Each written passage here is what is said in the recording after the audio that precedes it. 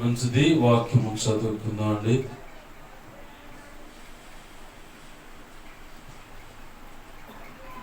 ఎఫెసీయులకు రాసిన పత్రిక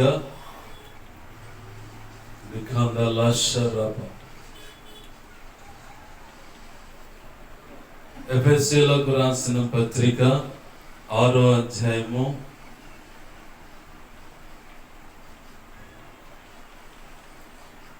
5వ వచనం. ఎఫెసీయులకు రాసిన పత్రిక 6వ అధ్యాయము 5వ వచనం నేనే చదువుతున్నాను, గమనించండి.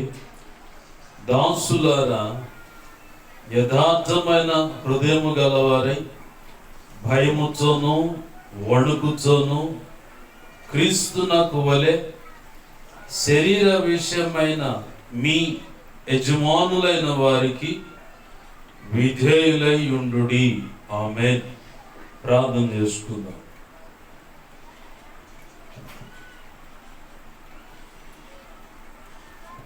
ప్రేమగల మా కన్న తండ్రి యేసయ్యా, నీకు వందనాలు, కృతజ్ఞతాస్తుతులు. జీవాధిపత్యగు మా తండ్రి, నీకు మహిమ, ఘనత, ప్రభావాలు ఆరోపిస్తున్నాను. ప్రభువా, మీరు ఇచ్చిన లేఖనాన్ని బట్టి నీకు కృతజ్ఞతాస్తుతులు. ఈ లేఖనాన్ని వెరవండి. ఈ లేఖనము చాటును మీరు దాచి ఉంచిన లోతైన, నూతనమైన, అతి శ్రేష్టమైన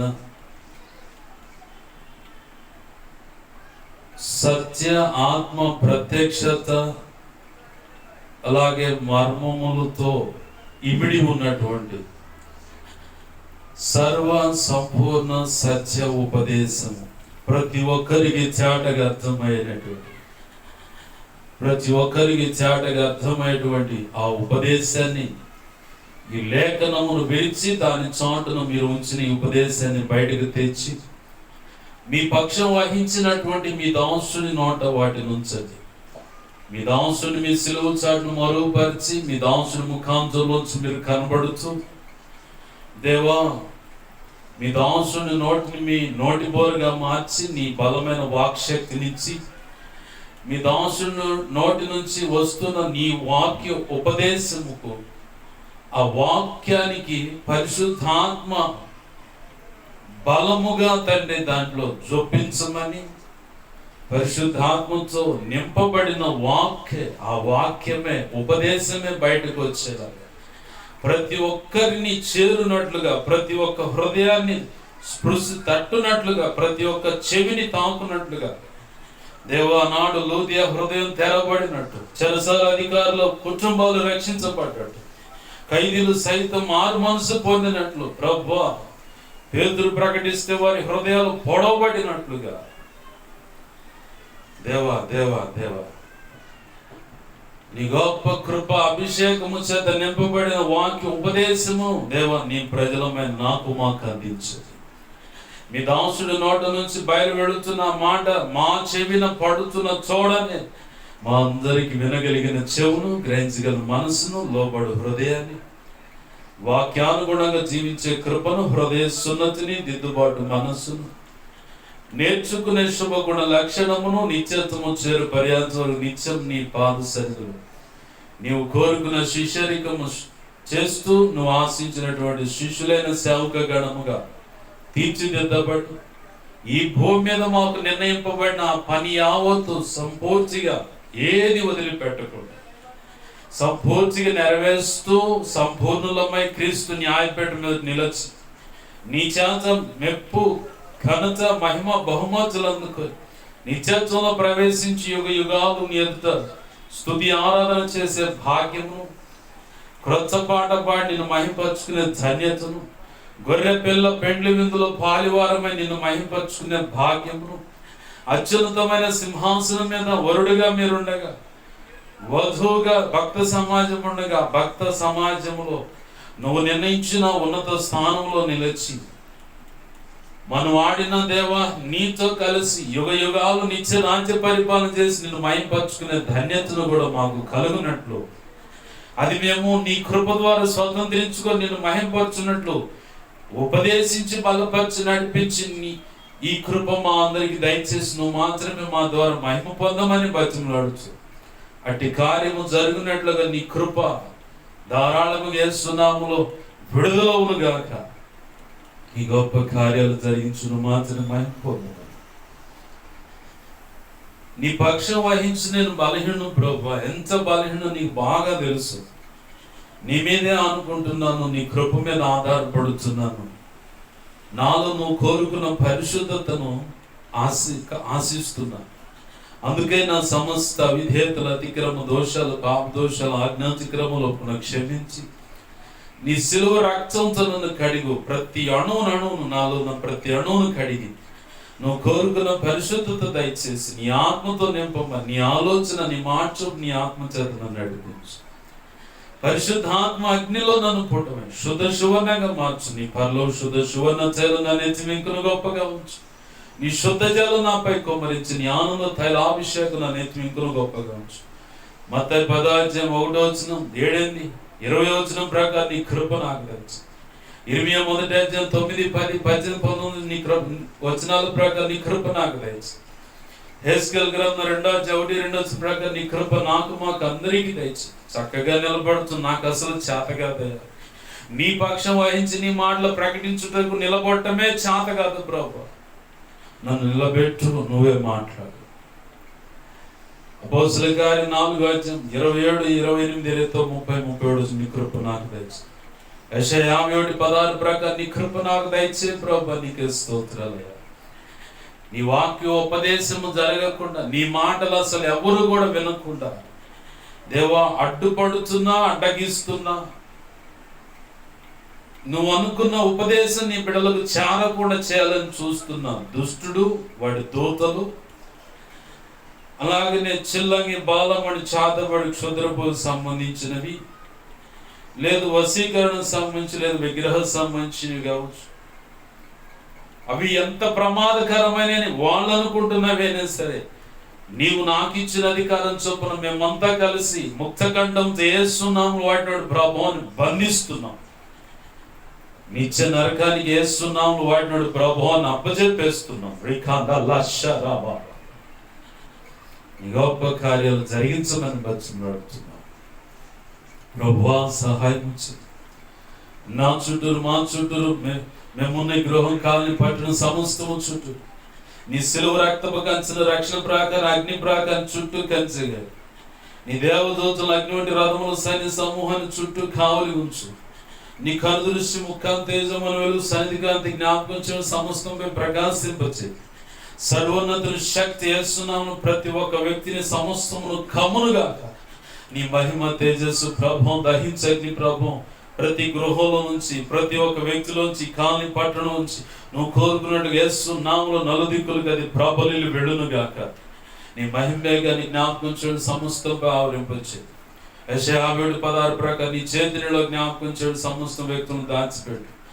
జకరియా గ్రంథం 2:5 ప్రకారం జ్ఞాపకం చేయబడే సమస్తం చుట్టూ దేవా నీవే అగ్ని ప్రాకారమై నిలబడి దహించు అగ్నిగా, స్వచ్ఛమైన దేవుడుగా, మా కన్న తండ్రిగా దేవా నాతో మాతో మీరు ఉండమని, మాకు బోధించి మమ్మల్ని బలపరచమని, అన్ని విషయాలు కృపను గ్రహించమని, మాకే వర్తమానం అవసరమైనది ఆ వర్తమానం అందించి నువ్వు మాత్రం మహిమ పొందమని మా ప్రియుడును మా రక్షకుడైన యేసయ్య ఉన్నతనంత శక్తిగల నామమున అడిగి వేడుకొని ప్రార్థించి సమస్తం పొందుకొని వాక్యాన్ని బట్టి కృతజ్ఞతాస్తుతులు చెల్లిస్తూ వాక్య ఉపదేశాన్ని నన్ను, మమ్మలను వినబోతున్న బిడ్డలను నీ చేతులకు అప్పచెప్తూ ఈ కరెంట్ను, వాతావరణ, ప్రజలను, సెల్ ఫోన్ సమస్తాన్ని మీ స్వాధీనం తీసుకొని బతిమలాడుతూ యేసయ్య ఉన్నతనంత శక్తిగల నామమున అడిగి వేడుకొని ప్రార్థించి సమస్తం పొందుకొని నేను మహింపరుచుకుంటున్నాం మా కన్న తండ్రి. ఆమేన్, ఆమేన్, ఆమేన్. హల్లెలూయా.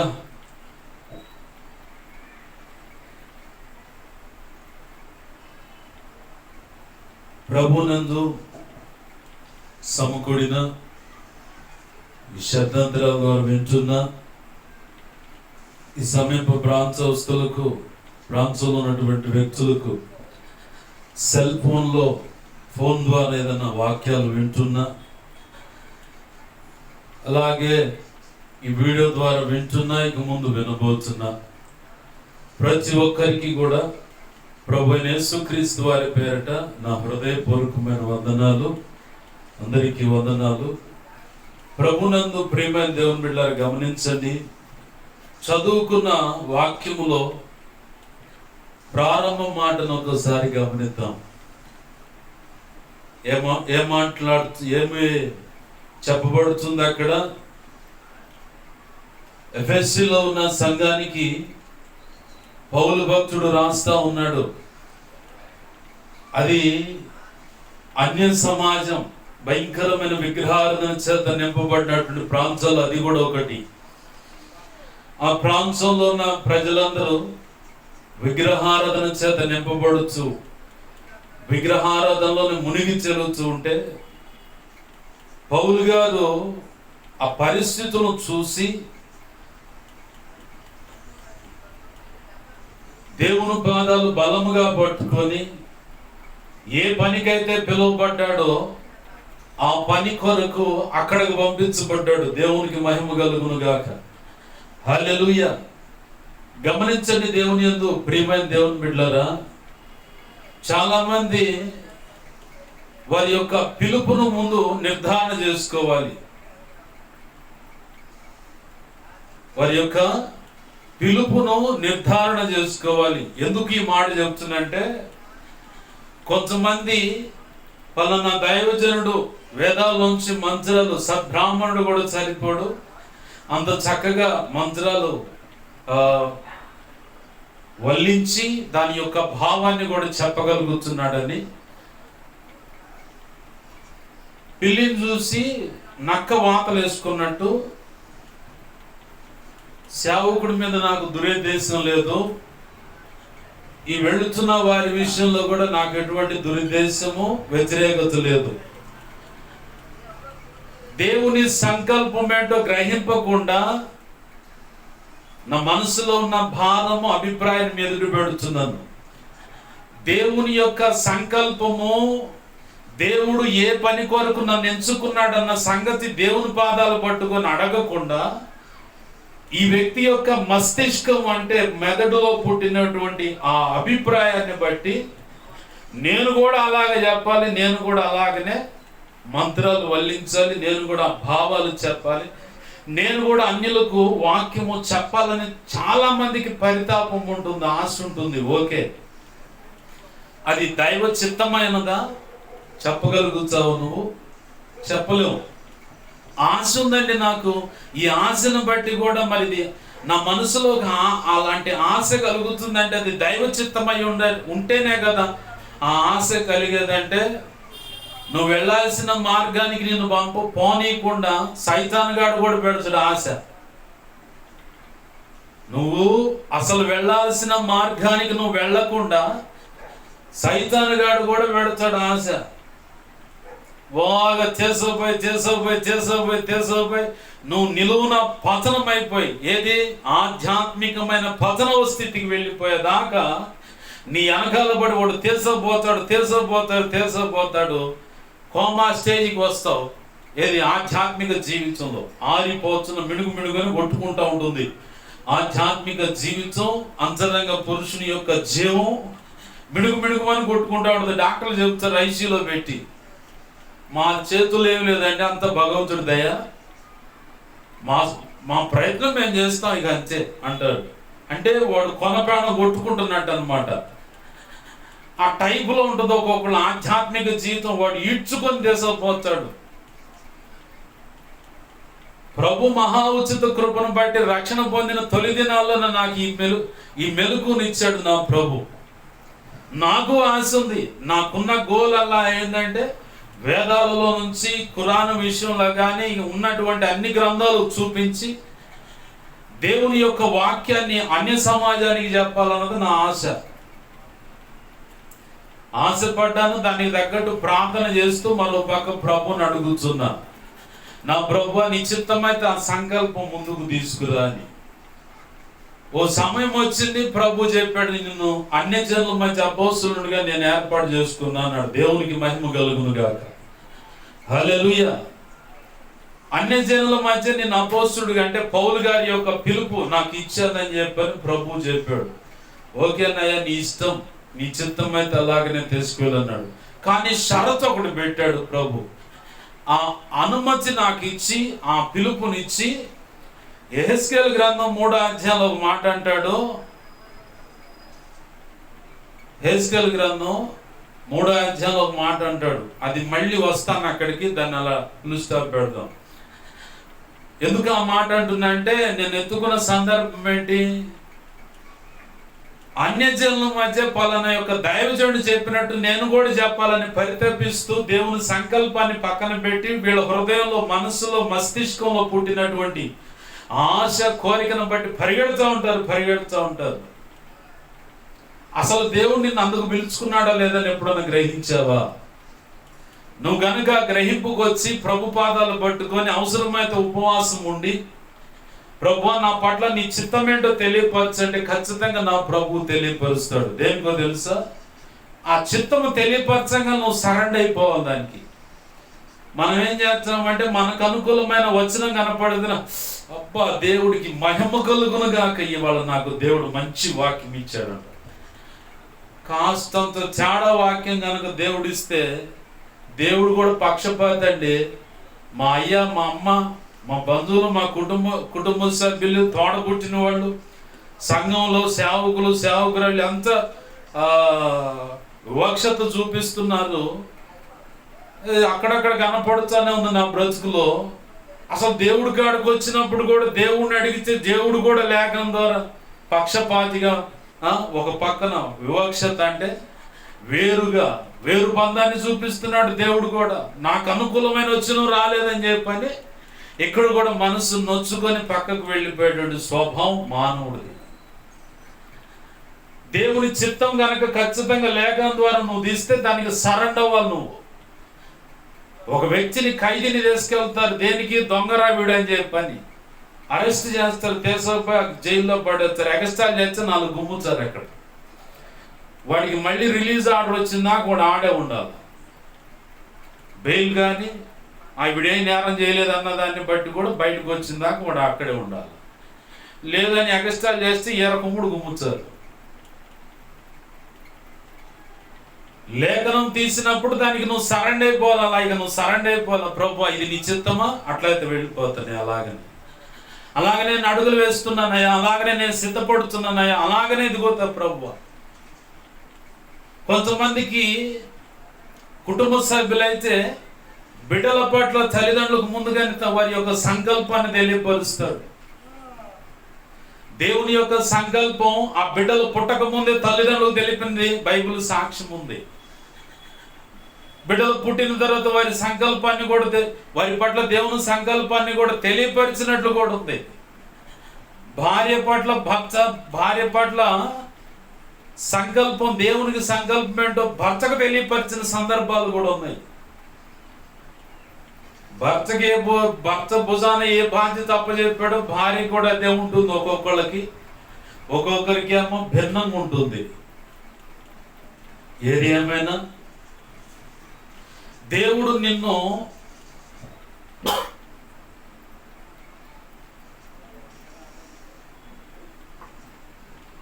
నిన్ను ఎందుకు పిలుచుకున్నాడు, ఏ పని కోసం పిలుచుకున్నాడు ఆయన, అది ఖచ్చితంగా గ్రహింపు ఉండాలి. ఆ గ్రహింపు లేకపోతే చాలా మంది నష్టపోయే అవకాశం ఉంది.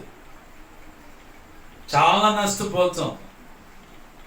మరి ఆ గ్రహింపు ఎలా కలుగుతుందంటే, ప్రభు యొక్క సన్నిధిలో మోకాళ్ళుని ప్రభు పాదాలు పట్టుకొని పెనుగులాడితే, ప్రభువుని అడిగి, దేవా ఈ వాక్యము ద్వారా నా పట్ల నీ సంకల్పం ఏంటో తెలియపరచని అడిగితే, ఆ సంకల్పాన్ని ప్రభు ఖచ్చితంగా తెలియపరుస్తాడు. ఆ సంకల్పాన్ని బట్టే నీ పిలుపు ఉంటుంది. నీ పట్ల దేవుడు గొప్ప ఉన్నతమైన ప్రణాళిక కలిగి ఉన్నాడు అనుకో, సైతాను గాడు ముందుగానే దానికి వ్యతిరేకమైన దిశలో నీ అడుగులు వేయిస్తాడు. నీ మనసును రేపుతాడు, నీ మనసులో కోరికలు పుట్టిస్తాడు. దేవుడు ఒకవైపు నడవమంటుంటే నువ్వు ఇంకొక ఆయనకు వ్యతిరేకంగా అడుగులు వేస్తూ మొండిగా నువ్వెంతో నష్టపోతూ ఉంటావు. ఆరోగ్యపరంగా, ఆస్తిపరంగా, ఆర్థిక పరంగా, ఆధ్యాత్మిక పరంగా అన్ని కోణాలు నువ్వు నష్టపోతూనే ఉంటావు. నష్టపోతూ ఉన్నా కానీ నీ మొండితనాన్ని విడిచిపెట్టకుండా దేవుడేమో ఇటు నడవమంటూ ఉంటాడు. కాదు ప్రభు అని చెప్పని ఇటు తిరిగి ఇటు వెళ్తూ ఉంటావు, ఈ పక్కకి వెళ్ళిపోతూ ఉంటావు. ఇలా పక్కకి వెళ్ళటానికి సైతానుగాడు చల్లిని వాడతాడు, చండిని వాడతాడు, బంధువులను వాడతాడు, సేవకులను వాడతాడు, సేవకురాణులు వాడతాడు. నీతో పాటు ప్రభు బల్లో చేసేటువంటి స్త్రీలను, పురుషులను, పరిచారకులను, నీ సంఘంలో ఒకవేళ సంఘ పెద్దలు ఉంటే వాళ్ళను కూడా వాడతాడు. నీ ఇంట్లో ఒకవేళ పెద్ద తలకాయలు అంటే వృద్ధులు, నాయనమ్మ, అమ్మమ్మ, తాతయ్యలు ఉంటే వాళ్ళను కూడా వాడతాడు. వాటి దిశ దశ ఒక్కటే. నీ దశ మార్చాల. దేవుడు కోపడే రీతిగా నీ దశ మార్చాలి. నీ దిశ దేవుడి ఉగ్రత వచ్చి నీ మీద పడేలాగా ఇటువైపు తిరగాలి. దేవుని సంకల్పం, ఉద్దేశం ఏంటంటే నిన్ను ఆయన అనుకున్న ఉద్దేశంలోకి నిన్ను పట్టకపోవాలని చెప్పని ఆయన ఆశపడుతూ ఉంటాడు. మనమేం చేస్తామంటే దానికి భిన్నంగా మన మనసు ఆల్రెడీ సిద్ధమై ఉంటుంది. సర్వసాధారణంగా మనం ఆలోచిద్దాము, బాప్తిస్మము పొందేటప్పుడు, పెండ్లాడేటప్పుడు ప్రమాణాలు ఒకే రీతిగా ఉంటాయి. అవునా కాదా? బాప్తిస్మ ఇచ్చేటప్పుడు దైవజనుడు అడుగుతాడు, అమ్మా లేదు అయ్యా బాప్తిస్మ ఎందుకు పొందుతున్నావు అంటాడు. మారు మనసుకు సంబంధించిన ఆ సత్య సువార్త వీరికి అందిందా? దానికి తగ్గట్టు వీళ్ళు ఉన్నారా? ఆ స్థిరమైన మనసు కలిగి ఈ తొట్లోకి వచ్చారన్న సంగతి తెలుసుకోవడానికి దైవజనుడు కొన్ని ప్రశ్నలు వేస్తాడు. అసలు ఎక్కడికెందుకు వచ్చామంటే ఇది మొత్తం అర్థమైంది, ఇది మొత్తం చెబితే అక్కడికి వెళ్తాం, మళ్ళీ అప్పుడు అర్థమైంది. కొంతమందికి ఆల్రెడీ అర్థమైంది. బాప్తిసం పొందేటప్పుడు అడుగుతాడు దైవజనుడు, అమ్మా ఎందుకు పొందుతున్నావు బాప్తిసం అంటే, నా పాపాలని కడుక్కోవడానికి ఎక్కడ మార్గం లేదయ్యా, యేసయ్యే మార్గం, ఆయన రక్తమే నా పాపాల నుంచి కడిగేస్తుంది. జన్మత కర్మత తాత ముత్తాతల నుంచి వచ్చే ఆ శాపం కానీ, నా వ్యక్తిగతంగా నేను చేసుకున్న పాపాలు కానీ కడిగి వేసుకోవడానికి యేసయ్య కలువరిలో కార్చిన శిలువ రక్తాన్ని ఆశ్రయిస్తున్నారని సాక్ష్యం ఇస్తారు. ఇంత పొరుగుని ఇవ్వలే కానీ నా పాపాలు కడుక్కోవడానికి బాప్తిసం పొందుతున్నాను.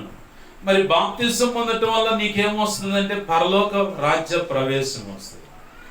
మరి బాప్తిసము పొందావు కదా, మరి ఎప్పుడు దాకా ఉంటావు ఈ తీర్మానాలు అంటే, అయ్యయ్యో సావనైన చచ్చాను కానీ పొరపాటును కూడా యేసయ్యను వదిలిపెట్టను అంట. సరే, ఒకవేళ మీ కులమో మతమో కట్టుబాట్లు అడ్డొచ్చి యేసయ్య లేదు ఏమీ లేదు మన మార్గంలో మనం నడుస్తా అని చెప్పంటే ప్రాణమైన తీసుకుంటాం తప్ప ఆ దేవి దేవతలు వాళ్ళ కట్టుబాట్లు నేను పోనయ్యా అని చెప్పి నా రోజు ప్రమాణం. ఎప్పటి వరకు ఈ తీర్మానం అంటే నేను చచ్చేంత వరకు, ప్రభు రాకడలో ప్రభు పిలుచుకునేంత వరకు అయ్యా, ఇదే నా తీర్మానం అని చెబుతాం. ఈ తీర్మానం మీద మనం నిలబడి ఉన్నాము. ఒక్కసారి జ్ఞాపకం చేసుకోండి. ఎవరి గుండెల మీద వారు చేయి పెట్టుకొని బాప్తిస్మం పొందిన ఆనాడు దైవజనుడి ఎదుట, ప్రభు ఎదుట త్రియేక దేవుడైన తండ్రి, కుమార, పరిశుద్ధాత్మలు నా ముందుండగా, ఓ పక్క దైవజనుడు, మిగతా వారు సాక్షులుగా ఉండగా, వారి ఎదుట నేను ప్రమాణం చేశాను. ఆ ప్రమాణం ప్రకారం నీ భక్తి జీవితం ఉందా? ఆ ప్రమాణం ప్రకారం ఈరోజు నువ్వు నిలబడే ఉన్నావా? ఎన్నో తప్పడడుగులు పడి ఉంటాయి, ఎన్నో తప్పు అడుగులు పడి ఉంటాయి, ఎన్నో తెలిసి ప్రభుకి వ్యతిరేకంగా అడుగులు వేసి ఉంటాం. ఎందుకు ఈ మాట ఇక్కడ చెప్తున్నానంటే, దేవుడు తన సంకల్పాన్ని తెలియపరిస్తే దాని మీద నిలబడటానికి నీకు నిలకడ అనేది దొరకదు. అది ఎన్నిసార్లు దారి తప్పిపోయి ఉంటామో. మొట్టమొదటిగా నువ్వు తెలుసుకోవాల్సిన విషయం ఏంటంటే, నీ పట్ల దేవుని సంకల్పం ఏంటి? అన్యజనుల మధ్య అపోస్తలత్వం చేయడానికి నిన్ను పిలుచుకున్నాడా? నువ్వు పట్టి పట్టాల్సిన పని లేదు. నీకు తెలియకుండానే నీ ఆత్మ నీ చుట్టూ జరుగుతున్న విగ్రహ సంబంధించినటువంటి ఆ తప్పుడు కార్యక్రమాలను బట్టి రేగుతూ ఉంటుంది, పరితపిస్తూ ఉంటుంది, కృంగిపోతూ ఉంటుంది, లోపల మదన పడుతూ ఉంటుంది, లోపల మదన పడుతూ ఉంటుంది. ప్రభు గనక నిన్ను అన్ని జనుల మధ్య అపోస్తలుడుగా, అన్ని జనాంగం మధ్య నువ్వు గనక ప్రభు కోరుకున్నట్లయితే నువ్వు బట్టి పట్టాల్సిన పని లేదు. నీకు తెలియకుండా అయ్యే నేర్పేస్తాడు నా ప్రభు. దేవునికి మహిమ కలుగును గాక. హల్లెలూయా. ఆ మధ్యకాలంలో యేసన్న గారి సావాసంలో ఒక పిల్లలు అక్కడికి పోయొచ్చా ఉంటే ఇదే కాలనీలో 3వ లైన్లో మందిరంకు ఒక రోజు పట్టుకొచ్చారు. ఒకటి వాడు అపరిచితుడు సినిమా లైవ్ లో చూపించాడు నాకు. ఆత్మీయ తండ్రి లేడు, వేరే పని మీద పక్కకు బయటికి వెళ్ళాడు. వాస్తవానికి ఆ తమ్ముడు షాలేం రాజు గారి దగ్గర బాప్తిసం పొందాడు. చాలా మంది అంటూ ఉంటారు, కొంతమంది దైవజనులు కూడా నోరు జారి మాట్లాడిన సందర్భాలు ఉన్నాయి. ఆ షాలేం రాజు గారి దగ్గరికి వెళ్తే పరిశుద్ధాత్మ పనిచేయదు, దెయ్యాలు పడితే మేము ప్రార్థన చేయగలం, చూడు ఎట్టబడిపోతున్నారు, ఏంది ఇదేనా అని. షాలేం రాజు గారు తప్పేం ఉండదు. షాలేం రాజు గారు ఖచ్చితంగా ఇందాక నేను బాప్తిస్మ సమయంలో ఇలా అడుగుతారన్న ప్రశ్నలు ఖచ్చితంగా అడుగుతారు. నన్ను అడిగాడు, కరెక్ట్గా ఉన్నారని బాప్తిస్మ ఇచ్చి బయటికి పంపించాడు. ఆ తర్వాత ఈడేసే కుప్పిగంతులు, ఈమె వేసే కుప్పిగంతులు లెక్క కట్టాల. ఈమె కానీ ఇతను కానీ క్రమం తప్పకుండా ఆయన చెప్తాడు షరతులు. మానకు ఉదయం సాయంకాలం విజ్ఞాపన ప్రార్థన చేసుకోవాలి, తరచు వారంలో ఒక రోజు ఉపవాస ప్రార్థన కూడా చేసుకోవాలి, ఆన్లైన్ ప్రార్థన ఖచ్చితంగా చేయాలా. అమ్మా ఇది పద్ధతి. ఖచ్చితంగా వాక్యం చదవాలి, చదువుంటే చదువు లేకపోతే వినాలి. రన్నింగ్ వాక్యాలు చెప్పే చాలా ఉన్నాయి, అది మెమొరీలు ఎక్కించుకొని వినండి. ఆయన చెప్పే చదువుతాడు, మరి వీళ్ళు పాటించాలిగా. వీళ్ళు పాటించరు, ఈ పాటించకుండా పక్కకి పోతూ ఉంటారు. ఇట్లాంటి మేధావులు బాగా బిర్రుగా మేసి మేము మహాజ్ఞానులు అని చెప్పని లోకానికి, క్రైస్తవ లోకానికి పరిచయం చేసుకోవటానికి అలా వ్యక్తి మీద ఏడ ఉంటుంది లోపల దాక్కుని కరుడు కట్టుకుపోయిన ఆ తీవ్రవాదం, వ్యతిరేకత.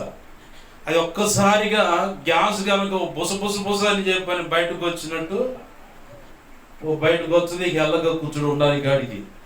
షాలేం రాజు గారిది గారు తప్పు. ఆ వ్యక్తి యొక్క ఆధ్యాత్మిక జీవితాన్ని కాపాడుకోవాల్సిన బాధ్యత ఆ వ్యక్తిది. బాప్తిస్మ ఇచ్చి పరిశుద్ధాత్మ దేవునికి అప్పచెబుతాడు. ఏ దైవజనుడైనా సరే బాప్తిస్మం పొందటం ఆలస్యం, పరిశుద్ధాత్మ దేవుడు ఆయన నువ్వు లీడ్ చేయి, ఎగస్ట్రాల్ చేస్తే ఎరగదీసే లైన్లో పెట్టని ప్రార్థన చేస్తారు. నేనైతే అదే చేస్తాను. ఏంది అంత కక్ష వాళ్ళ మీద అంటే కక్ష కాదు. మేలు కోరిన స్నేహితుడు లాగి పెట్టి 4 బాతుడని ఉంది సామెతల గ్రంథంలో.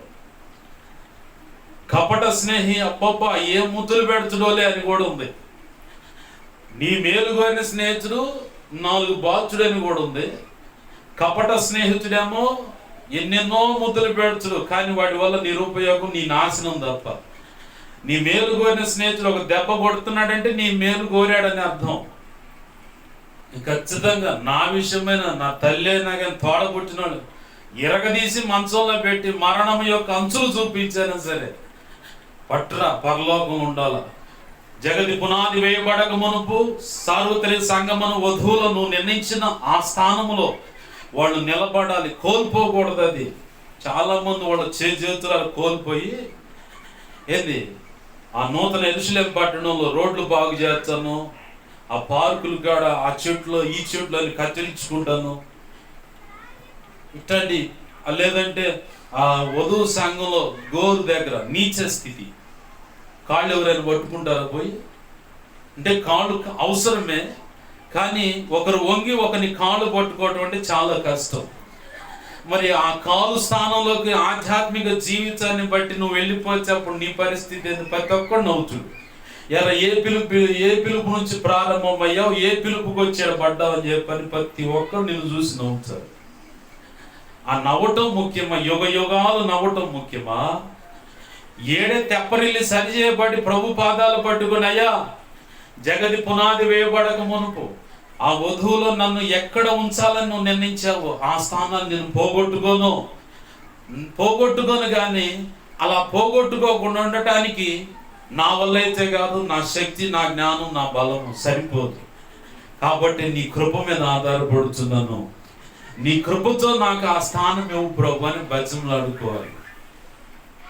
నేను అదే పాటలో రాశాను. దానియేలు గారితో చెప్తాడు దేవుడు, దానియేలు ఈ సంగతులన్నీ తెలుసుకున్నావు, బాగానే ఉంది, కానీ అంచం వరకు నీ వంచులో నువ్వు నిలిచి ఉంటేనే ఎత్తబడతావు అని చెప్పాడు. దేవునికి మహిమ కలుగును గాక. ఎవరికి? తన బ్రతుకును ఎంత తరిచి భూతద్దం వేసి వెతికిన పాపం కనపడినటువంటి, సింహాల గుహలో మోకరిస్తే దేవుడు దిగి వచ్చి ఆయన పక్కన నిలబడ్డటువంటి, సమాజాలు దేశాలే మార్పు చెంది ప్రతి ఒక్కరు దేవుని మహిమపరచడానికి కారణమైనటువంటి వ్యక్తి రోజుకు 3 మార్లు మానక తన వాడుకు చొప్పున ప్రార్థన చేసి మరణం ఎదుర్కొన్నా సరే వదిలిపెట్టకుండా ప్రార్థన చేసినటువంటి ఆ వ్యక్తితో ప్రభు అంటున్నాడు, నీ వంచులో నిలబడితేనే నువ్వు ఎత్తబడుతావు, లేకపోతే ఎత్తబడు. ఓ పాట ప్రభు రాయించాడు, యేసయ్యా నాలోనే నీ ఆశ తీరాలని, ఆశైతే ఉందయ్యా కృపతో తీర్చవా, ఆశైతే ఉందయ్యా కరుణించవా. ఆసక్తి అంటే నా విషయంలో ఒక వ్యక్తిని ప్రేమించే విషయంలో చాలా ఆసక్తిగా ఉంటాడు. అలాగనే ఆసక్తి నాపై చూపి కృపతో తీర్చవా. ఈ మాట జ్ఞాపకం చేసుకుంటా 2వ చరణంలో, నా వంతులోని కృపతో నిలిపి నీ కరుణ కటాక్షం నా మీద నుంచి. నా వంతులో నీ కృపతో నిలిపి నీ కరుణా కటాక్షం నా మీద నుంచి నీ పోలికగా నన్ను మార్చుమయ్యా, నీ పని నా ద్వారా జరిగించుమయ్యా. యేసయ్యా నాలోనే ఆశ అయితే ఉందయ్యా, నాలోనే నీ ఆశ. అంటే ఈ ఆశ ప్రభువుకు ఉంది. దానియేలుతో చెప్పాడు కదా, నీ వంతులో నువ్వు నిలబడాలంటే నాకు చేత కదని ప్రభువుని అడుగుతున్నా నేను. మరి ఎలా సాధ్యమంటే అది నీ కృప ద్వారా సాధ్యమవుతుంది. కాబట్టి ఆ ఆశ నాలో ఉందయ్యా, అయితే ఈ ఆశ నాలో నెరవేర్చు. ప్రభు కృపను బట్టి 7 చరణాలతో ఈ పాట రాయించాడు. ఆ 7 చరణాల్లో 2వ చరణమే, నా వంచులో నీ కృపతో నిలిపి నీ కరుణా కటాక్షం నాకు ఇచ్చి నీ పోలికగా నన్ను మార్చుమయ్యా, నీ పని నా ద్వారా జరిగించుమయ్యా. యేసయ్యా నాలోనే నీ ఆశ తీరాలని. ఆ వధువులో ప్రభు నిర్ణయించిన ఆ స్థానాన్ని జ్ఞాపకం చేసుకుంటూనే ప్రభు సన్నిధిలో నేను ఆశపడి ప్రార్థిస్తుండగా పుట్టినటువంటి పాట ఇది. అర్థమవుతుందా? నువ్వు కూడా ఇలానే ప్రార్థన చేసుకో. నాకు నిలబడుతు నాకు జాత కాదు. ప్రభునందు ప్రియమైన దేవుని బిడ్డలారా గమనించండి, బాప్తిస్మము పొందిన నాడు ఎన్నో ప్రమాణాలు చేస్తాం, కానీ ఒక్క ప్రమాణం మీద కూడా మనం నిలబడం. ప్రభు అంటున్నాడు, అసలు మొదటిగా నువ్వు ఏ పిలువపడ్డావు? అన్యజనుల మధ్య నువ్వు కూడా ఆ దైవజనులు వేదాలు పలికినట్టుగా పలుకుతూ కానీ ఓకే, అది నీకు ప్రభు అనుమతిస్తే, ప్రభు చిత్తమై ఉంటే నువ్వు ఆ మాటలు చెప్తుంటే అవతల వ్యక్తుల జీవితాల్లో కార్యాలు జరుగుతాయి. ప్రభు చిత్తం కాదనుకో నువ్వు ఖచ్చితంగా ప్రభు సంకల్పం చొప్పున పేతురులాగనో, యాకోబు, యోహాన్ లాగనో, ఇంకో ఏదో శ్రేష్టమైన భక్తుని యొక్క ఆ అభిషేకం నువ్వు ఖచ్చితంగా నీ నెత్తి మీద ఉంటుంది. దాని ప్రకారం నువ్వు ప్రభు సేవలో కొనసాగుతూ ముందుకు వెళ్ళగలుగుతావు. ఎప్పుడు నువ్వు పూర్తిగా విధేయత కలిగి ఆయనకు లోపడ్డప్పుడు. నీలో జీవపు డమ్మం వచ్చినా, నీలో ధనాపేక్ష వచ్చినా, నీలో శరీర ఆశ తీర్చుకోవాలన్న కోరికలతో నువ్వు రేగి ఆ పాపంలో వెళ్ళిపోయి పడిపోయినా,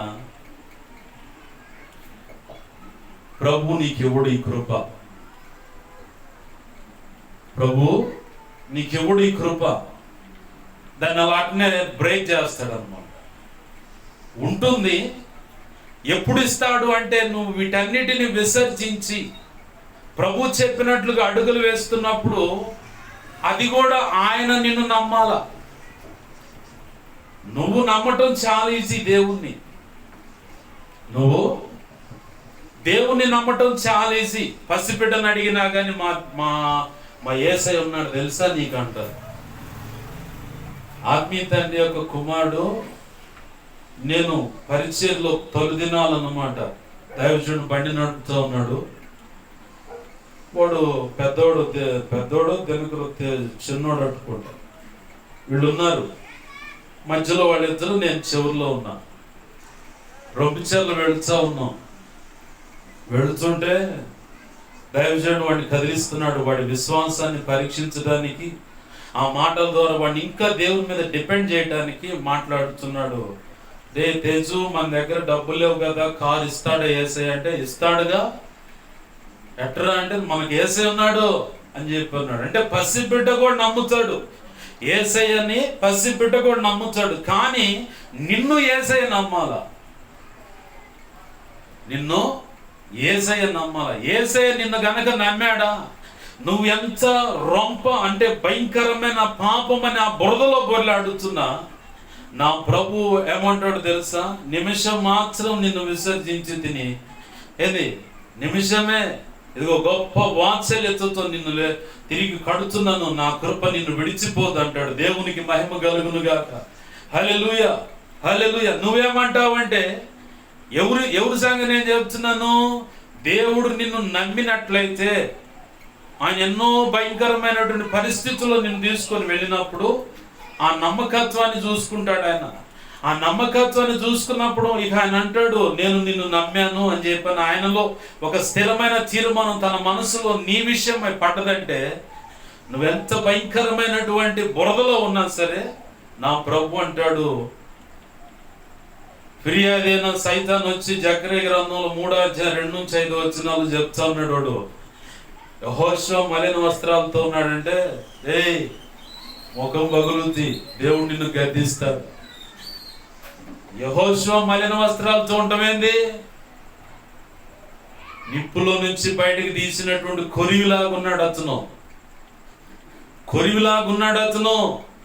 అతను మలిన వస్త్రాలతో ఉన్నాడంటావేంది? సరిగ్గా చూడంటే వాడు అనుకొని ఉండొచ్చు, మీరు అంతా తిమ్మిరి చేస్తారు, ఈ దగ్గరకు వచ్చి న్యాయం జరుగుద్ది అనుకుంటే అది నా పిచ్చి భ్రమ తప్ప, నీ బిడల కావాలనుకుంటే ఏమైనా చేసుకుని ఒడినేసుకుని నువ్వు మాత్రం సంకరం పెట్టుకొని పోవచ్చు.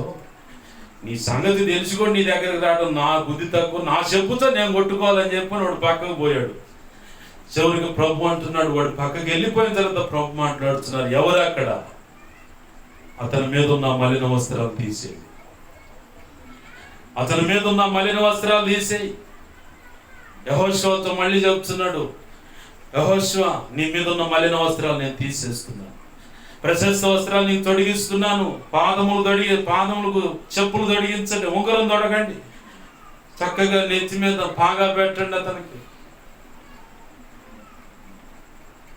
అయ్యే రాసి ఉంటే అక్కడ ఉన్నాయా లేవా? ఇక్కడ ఏముంది, ఆయన యెహోషువను, యాజకుడైన యెహోషువ, మోషే యొక్క పరిచారకుడైన యెహోషువ కాదు ఇతను. దానియేలు, ఇర్మియా, జకర్యా, ఎజ్రా, నెహెమ్యా కాలంలో ఉన్నటువంటి యెహోషువ, యాజకుడైన యెహోషువ. ఆ యెహోషువ గురించి అంటున్నాడు ప్రభు. సైతానేమో మురికి బట్టలు ఉన్నాయి అంటాడు. వాస్తవమే అది. వాడు చూసింది వాస్తవమే, దేవుడు చూసింది వాస్తవమే, లోకం చూసింది వాస్తవమే. నా ప్రభు అంటాడు, నీ బ్రతుకులో ఒకవేళ లోకం బ్రతక చూపిస్తున్నా, సైతాన్ గాడు వచ్చి నిన్ను పదే పదే నువ్వు తేడా, నువ్వు పాపి, ఆ పని చేసి ఈ పని చేసి నిన్నెవడు క్షమిస్తాడు? నీ భర్త నీ దగ్గరకు రాని, నీ తల్లిదండ్రులు, ఆ దైవజనులు ఎవరు కూడా క్షమించదు. నీ బ్రతికి కిట్టపోవటమే అని చెప్పని ఒకవేళ సైతాన్ గాడు వచ్చి పదే పదే పదే పదే పదే పదే నీ మనస్సును గద్దిస్తున్నా, నీ చుట్టుపక్కల ఉన్నోడు పదే పదే నీ బ్రతుకును బట్టి, గత బ్రతుకును బట్టి పద్దాకలు పొడుస్తూ ఉన్నా, నా ప్రభు అనే మాట ఏం తెలుసా? నిప్పులో నుంచి తీయబడ్డ కొరివి, ఆమె నిప్పులో నుంచి తీయబడ్డ కొరివి, అతను నిప్పులో నుంచి తీయబడ్డ కొరివి. నాకు కనపడుతుందా మలినం? నీకేమైనా కనపడుతుందా? మనం అనుకుంటాం, మనం చూసుకొని, అవును ప్రభు నా బతుకం తీర్చే ఉందిగా, నన్ను ఎందుకై ఈ రకంగా గోల్ చేస్తావు అని చెప్పని మనం అనుకుంటాం. మన మైండ్ సెట్ అది అనమాట. నా ప్రభు అనే మాట ఏంటంటే, నీ మీద బురద నాకు కనపడుతులా, నాకు కనపడితే అప్పుడు నువ్వు బాధపడాలా. అసలు నాకు కనపడలేదు, ఇదిలిచ్చుకొని ముందుకు రావడం నువ్వు మేదేసుకొని ఆడే కూర్చొని బాధపడుతుండే ఎవడేం చేస్తాడు? ప్రభు ఏం చెప్తున్నాడు? బగబగ మండేటువంటి ఆ మంటలోంచి ఒక కట్టెను బయటకు తీసుకొస్తే కొరివి కనపడుతుంది. అలా ఉన్నావు నువ్వు. దేవుడు నమ్మితే ఇలాగా ప్రతి ఒక్కరిని ఎర్రిపాపం చేసి నిన్ను మాత్రం నిలబెట్టుకుని తీసుకుపోతూ ఉంటాడు. దేవునికి మహిమ కలుగును గాక. హల్లెలూయా. దేవుడు నమ్మాల నిన్ను. దేవుడు నిన్ను నమ్మాడా? నీకు మెట్టు మెట్టు మెట్టు మెట్టు నీ బలహీనత ఇంకొక మెట్టుకు తీసుకుపోద్ది, నీ పడిపోయిన స్థితి ఇంకొక మెట్టుకు తీసుకుపోద్ది. అది మొత్తం అనేకులకు ఆశీర్వాదకరంగా మార్చేస్తాడు. అనేకులకు ఆశీర్వాదకరంగా నా ప్రభు మార్చేయగలడు, మారుస్తాడు కూడా. మార్చి చాలా మంది జీవితాలను విప్లవాత్మకంగా ఆయన వైపు మళ్లించుకున్నాడు కూడా. చౌదరి పురుషోత్తం గారు మహాభక్తుడైన, తన సాక్ష్యములో దైవజనులు శాలింరాజు గారు చెప్పినప్పుడు కూడా నేను విన్నాను. ఏదన్నా ఒక విషయం ఎవరి దగ్గర వింటా దైవజను పేరు చెప్తా, దాచిపెట్టిన వాళ్ళని. అవతలోళ్ళకి నచ్చకపోయి నాకు అనవసరం. నేను ఎవరి దగ్గర తెలుసుకున్నానో అది నేను చెప్పడం నా వంశు. అది క్రీస్తు న్యాయపీఠం ఎదుట వారిని గౌరవించటం అని, ఆ గౌరవించిన దాన్ని బట్టి నా ప్రభు ప్రత్యేకమైన దీవెన, కృప, అభిషేకం నాకు ఇస్తాడు. ఇక అంతే. నేను చెప్తాను, నేనేం దాచిపెట్టుకోను. వాళ్ళకి చెందవలసిన ఘనత వాళ్ళకి చెందాల్సిందే. ఆ ఘనత చెందకుండా ఆపితే నా విషయంలో కూడా ఇంకొకళ్ళు ఎక్కడో ఏదో ఒక రకంగా ఓ దైవజనులే అని చెప్పని పక్కకు సొక్కదులి పక్కకి వెళ్ళిపోతారు. చౌదరి పురుషోత్తం గారు గురించి శాలింరాజు గారు చెప్తున్నప్పుడు, ఆ తర్వాత చరిత్ర పుస్తకం తెచ్చుకున్నా, నేను చదివాను కూడా. అది కూడా ఉన్నా పాటు నొచ్చుచున్నా నా పాట దగ్గర ఆయన బ్రతుకులో ఏమే ఎదురైందన్న సంగతి రాసింది అక్కడే చదివాను. ఆ రోజు దైవజనుడు చెప్తా ఉన్నాడు, ఓ దైవజనుడు వచ్చాడు, తన స్నేహితుడు అక్కడికి చౌదరి పురుషోత్తం గారి దగ్గరకు వచ్చాడు. గదిలో కూర్చున్నాడు ఒంటరిగా.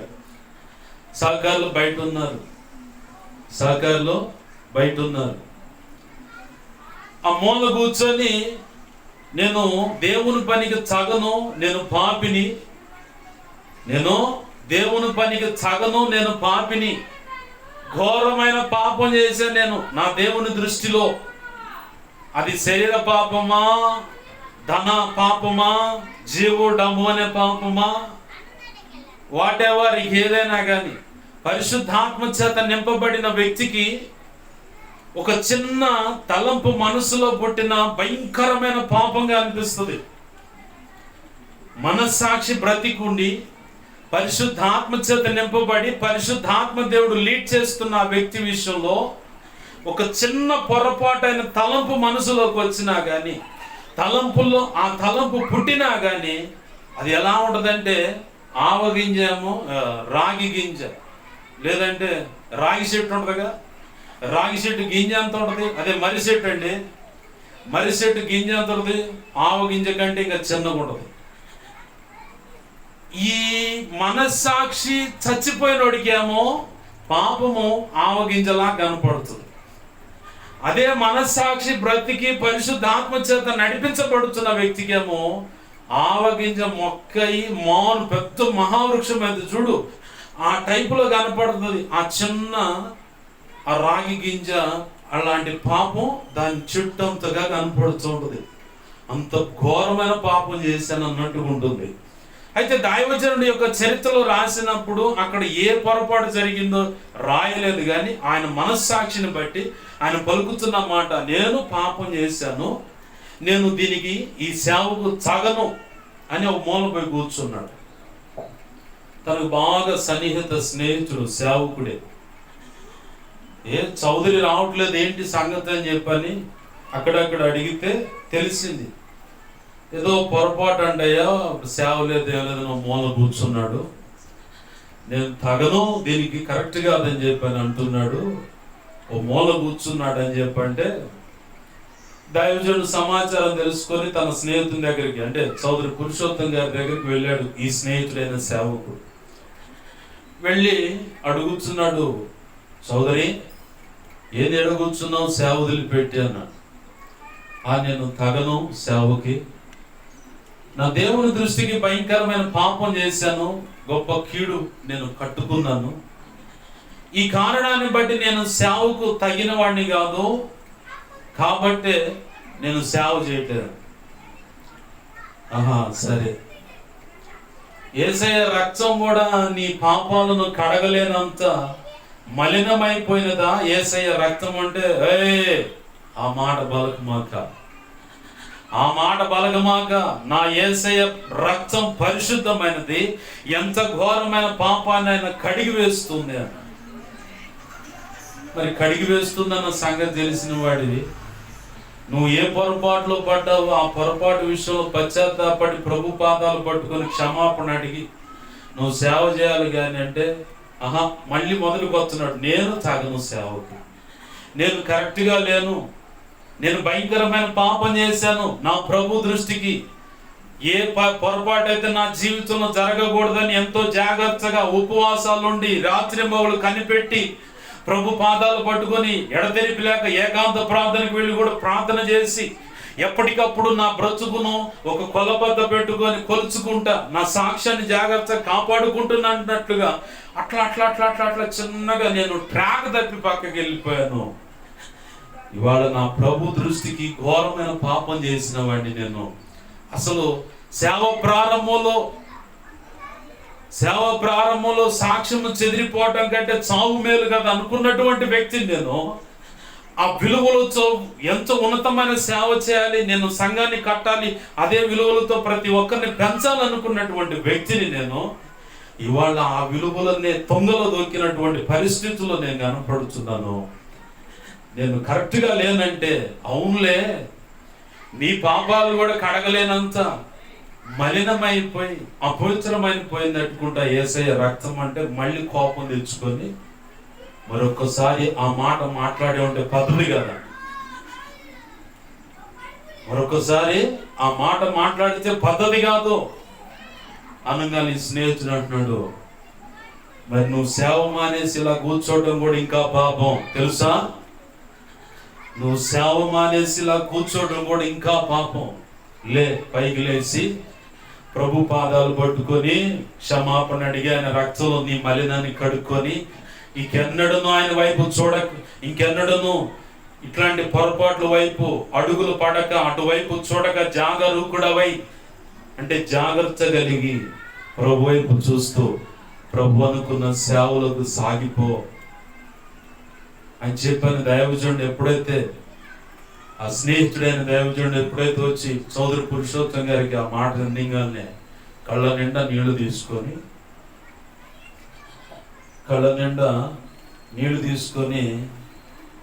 దేవుని వైపు చూస్తా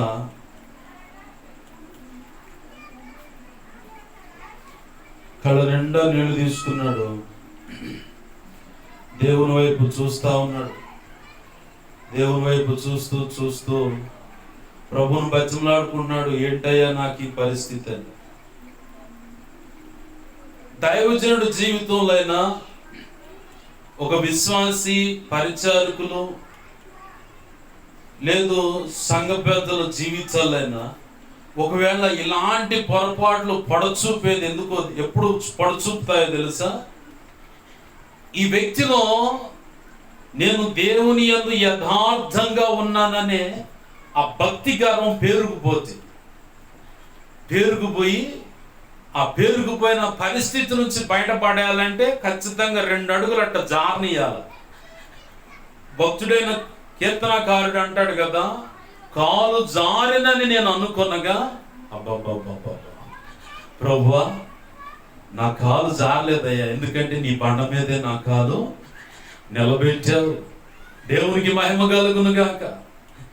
కొంతమంది ఏం చేస్తారంటే, విశ్వాసులైనా పరిచారకులైనా సంఘ పెద్దలు సేవకులైనా సరే, స్త్రీలు కావచ్చు పురుషులు కావచ్చు, ఈ కేటగిరీలో ఒక్కొక్కరికి ఈ అనుభవం వచ్చేది ఎప్పుడంటే, వాళ్ళు నేను దేవుని యందు యథార్థంగా ఉన్నానని భక్తి ఆ గర్వం బట్టి ఉంటుంది. కొలత కొలుసుకుంటూ ఉంటారు. ఖచ్చితంగా మూల మట్టం పెట్టి తూకం వేసి కొత్తగా కట్టే గోడ తెలుసా నీకు అంటే, తన నీతి తన సొంత శక్తి ప్రయత్నం మీద అంత అన్నట్టుగా లోకానికి చూపించడానికి తనకు తానుగా దేవుని ఎదురు పోగానే దేవుని ఎదుట ఏదో గొప్పగా నేను అనుకోగల వ్యక్తిని, లోబడి ఉన్నాను, దేవుడు అనుకున్న రీతిగా నా బ్రతుకున్నదని చెప్పి అనుకుంటూ భక్తి గర్వం బట్టి దానిలోనే కొనసాగుతున్నప్పుడు ఆ మంపు దిగాలంటే ఈ పెడదెబ్బలు పడాలి. ఈ పెడదెబ్బలు పడ్డప్పుడే ఆ మంపు దిగిపోయి దావీదు 7 సార్లు స్తుతించి 3 సార్లు ప్రార్థించి దైవ చిత్తానుసారమైన మనసున్న వాడే యుద్ధానికి పోవాల్సిన సమయంలో పోకుండా ఆడేదో చూసి ఆగిపోవచ్చుగా. ప్రభు అంటాడు, ఎంతమంది కన్యకలు లేరు, నీకు కావాలనుకుంటే చాలా మందిని ఇచ్చేవాడిని కదా, నీకు కావాలంటే చాలా మంది ఉన్నారు ఇచ్చేవాడిని. ఆ ఒక్క వ్యక్తిని ఎందుకు కావాలి నీకు? సరే కావాలనుకున్నా పొయ్యావు, పొరపాటు చేసి రాగానే ప్రభు అన్నాడు, నువ్వు చేసిన దానికి అతని ద్వారా 4 రెట్లు శిక్షకు అంటే దానికి ప్రతిగా ఇవ్వాలన్నాడు. అట్లానే 4 పిల్లలు చనిపోయారు. తన బ్రతికినంత కాలం ఎప్పుడు కూడా ఎక్కడ గర్వంతో అడుగులు వేయక ఎప్పటికప్పుడు కృప మీద ఆధారపడి ముందుకు అడుగులు వేశాడు. అహాబు యెజెబెలు కూడా ఇట్లాంటి పొరపాటే చేశారు. ఇక్కడేమో దావీదు ఒకని భార్య విషయంలో పొరపాటు చేస్తే, అహాబు తన రాజ్యానికి ఆనుకొని ఒక కొంచెం చిన్న పొలం, కొద్ది పొలం, తాత ముత్తాతల కాలం చూస్తున్న పొలం, ఇది కాస్త నేను వశపరుచుకుంటే ఇక నాకు అసలు నా రాజ్యం అందరూ ఇంకా గొప్పగా చెప్పుకుంటారు, ఇది ఒక్కటి అడ్డం ఉండటం వల్ల నాకు బాగా ఇబ్బంది అవుతుందని ఇద్దరు ముందు ప్రయత్నం చేశాడు. అతను ఈయనన్నాడు, ముఖమంతా చిన్నబుచ్చుకొని ఇంటికి వచ్చి మంచం మీద పడుకొని దిగాలు కూర్చుంటే భార్య అడిగింది, చాలా మంచి సలహా ఇచ్చే తల్లిలాగా, ఏమయ్యో ఎందుకు అలాగో ఏందంటే, ఏం లేవే ఓ అని చెప్పాను. కాదులే చెప్పాయా. చివరికి ఆడ బాగానే చెప్పిండు, ఇది జరిగిందంటే, ఓ ఈ శాతగానుడు పడుకోబెడితే నేను తేలుస్తా చూడు అని చెప్పింది. 2 తప్పుడు సాక్షులు పెట్టింది. అతను రాళ్ళతో కొట్టి చంపించింది. అతని యొక్క రక్తాన్ని కుక్కలు నాకేసాయి. దేవుని యొద్ద నుంచి తీర్పు కూడా వచ్చేసింది. వెంటనే ఏలియా వచ్చి ఒకటే మాట అంటాడు, అక్కడ ఎక్కడైతే ఆ నాబోతు కళ్ళం దగ్గర కుక్కలు రక్తం నాకి, అలాగే మీ ఇద్దరు రక్తం నాకుది కుక్కలు అన్నట్టు అన్నదానికి శిక్ష విధించబడుతుంది. పశ్చాత్తాపడతారేమని అవకాశం ఇవ్వటం కూడా ఉంటుంది. ప్రభు దృష్టిలో ప్రభు న్యాయవంతుడు. ఎప్పుడు కూడా నియంతలాగా ఒక పక్షం వహించి ఎక్కడ తను వ్యవహరించినట్టు చరిత్రలో ఆధారాలు కూడా. అమోరీయుల యొక్క అక్రమము ఇంకను సంపూర్తి కాలేదన్నాడంటే 430 సంవత్సరాలు ప్రభు అవకాశం ఇచ్చాడు, వారు బ్రతుకులు మార్చుకుంటారని. కానీ మార్చుకోలే. ఆ సంగతి ఆయనకు కూడా తెలుసు, కానీ అవకాశం ఇచ్చాడు. మార్చుకోరన్న సంగతి ఆయనకు కూడా తెలుసు, కానీ అవకాశం ఇచ్చాడు. పశ్చాత్తాపడిన వైపు తిరిగి క్షమాపణ కోరుకుంటారేమో. కానీ ఎనలా అహాబు యెజెబెలు కూడా పశ్చాత్తాపడతానికి ప్రభు అవకాశం ఇస్తే వినలా. చివరికి ఏమైంది, వాళ్ళ దుర్మార్గత ఇంకా రోజు రోజుకు పెట్టరేగిపోయి చివరికి తన దాసుడైన ఏలియా ప్రవచించిన ఆ ప్రవచనం ప్రకారము అహాబు యెజెబెల్ విషయంలో ఇలాగూ జరిగినది అని లేఖనం. ప్రభునందు ప్రియమైన దేవుని బిడ్డలారా, ఎందుకు ఈ విషయాలు చెప్తున్నంటే, ఒకతనేమో తను చేసిన పొరపాటును బట్టి ప్రభు పాదాలు పట్టుకొని క్షమాపణ అడిగి క్షమాభిక్ష పొంది ఆ క్షమాభిక్ష కృప అనుకొని ఆ కృపను వల్లిస్తూ తన బ్రతుకాలం అంతా కృపను వివరించి చెప్పాడు, కృప గురించే పాడాడు, కృపలోనే ప్రభువును స్తుతించి ఆరాధించి ధన్యజీవిగా మారిపోయాడు. ఇంకొక వ్యక్తి సేమ్ సిచ్యువేషన్ ఒకటే, అక్కడేమో స్త్రీ నాశించి ఇక్కడేమో స్థలము నాశించి. ఈ అహాబు యెజెబెలు దిద్దుకుంటారేమని ఏలియా వచ్చి ఒక మాట ప్రకటిస్తే పశ్చాత్తాపడలా, లోబడలా. పశ్చాత్తాపడ్డట్టు కొంచెం నడిచిన ఆ తర్వాత తన యొక్క వక్ర బుద్ధి బయటకు వచ్చింది. యథావిధిగా మళ్ళీ తన దుర్మార్గపు పరిపాలన, దుర్మార్గపు వ్యవహారము అంత యథావిధిగా చివరికి ప్రభు చెప్పిన శిక్ష వచ్చి పడింది. ఈ మాటలు ఎందుకు చెబుతున్నానంటే, ఇక్కడ దైవజనుడు కొంతమందికి భక్తి అనే గర్వం పట్టినప్పుడు ఇలాంటి అనుమతించబడతాయి. అనుమతించినప్పుడు ఈ పొరపాటును బట్టి కెన్నడు కూడా బ్రతికినంత కాలం నేను తెలుసా నీకు అన్న గర్వపు మాట నీ నోట రాకుండా చేయడానికి నా ప్రభు అనుమతిస్తాడన్నమాట. అది నీకు తాత్కాలికంగా నీ దృష్టిలో చాలా నష్టపోయిన అనిపిస్తుంది, కానీ ఆ పరిస్థితిని బట్టి అనేక జీవితాలు నీ బ్రతుకులు ఎదురైన ఆ పరిస్థితి ఒక సాక్ష్యంగా మారిపోయి అనేక జీవితాలు తెప్పరిల్లబడతాయి, కట్టబడతాయి, సేవకుల బ్రతుకులు నిలబెట్టబడతాయి. దేవునికి మహిమ కలుగును గాక. ఈ దైవజనుడు జీవితంలో అనుభవాన్ని బట్టి ఆ దైవజనుడు రాస్తా ఉన్నాడు పాట. ఆయన దేవుని వైపు చూసుకుంటా వస్తా ఉన్నాడు. ఉన్నా పాటున్నా వచ్చు చున్నాను నీ పాద సన్నిధి కో రక్షక, ఎన్న సఖ్యముగాని పాపములన్నీ మోపుగా వీపుపై పడి యున్న విధినే నడలేక తొట్టిల్లుచున్న వాడనను దయగను. ఎన్నో చెప్పుకోవడానికి కూడా వల్లపడనండి పాపాలు నా వీపు మీద వేసుకొని నీ దగ్గరకు వచ్చున్నానయ్యా, నడవలేకపోతున్నా నీ పాపాలను బట్టి, నా యందు దయ ఉంచి నన్ను అంగీకరించవయ్యా అని చెప్పని ఈ పాట పాడుకున్నాడు. ఈ పాట ఆ అనుభవంలో నుంచి ఆ పాట పుట్టింది. ఆ సాక్ష్యాన్ని బట్టి ఈ పాటను బట్టి అతిశయ కారణం కాదు, కానీ ఇంచుమించుగా నాకు తెలిసి కొన్ని కోట్ల మంది భక్తుల యొక్క బ్రతుకులు కట్టబడ్డాయి. దేవునికి మహిమ కలుగును గాక. హల్లెలూయా. నీ పడిపోయిన స్థితి అయినా బలహీన స్థితి అయినా ఏంది, ప్రతి పరిస్థితి కూడా నా ప్రభు కృపను బట్టి. అందుకే లేఖన చరిత్రలో రాయబడిన మాట, విరిగిన దానిని లోకంలో ఎవరు కోరుకుంటారు, విరిగిన మనసును వాడుకునే. ఇదే కదా భక్తుడు రాసుకున్న పాట. నీ చేతిలో రొట్టెనయ్యా విరువు, విరిస్తే నేను ఆశీర్వదింపబడుతాను, విరవకపోతే ఎందుకు పనికిరాను. ఆశ్చర్యంగా ఉంటుంది. ఇది బ్రతుకులు ఇలాంటివి కదా, ఎట్లా మారారు ఏంది అని చెప్పని ప్రశ్న పుట్టాలి అవతల వ్యక్తికి. నా ప్రభు చేసే పనులు అలా ఉంటాయి, నా ప్రభు చేసే పనులు అలా ఉంటాయి. ప్రభునందు ప్రియమైన దేవుని బిడ్డరా, నేను సబ్జెక్ట్ నుంచి ఎక్కడికి బయటకు పోలా, వస్తున్నాను అక్కడికే.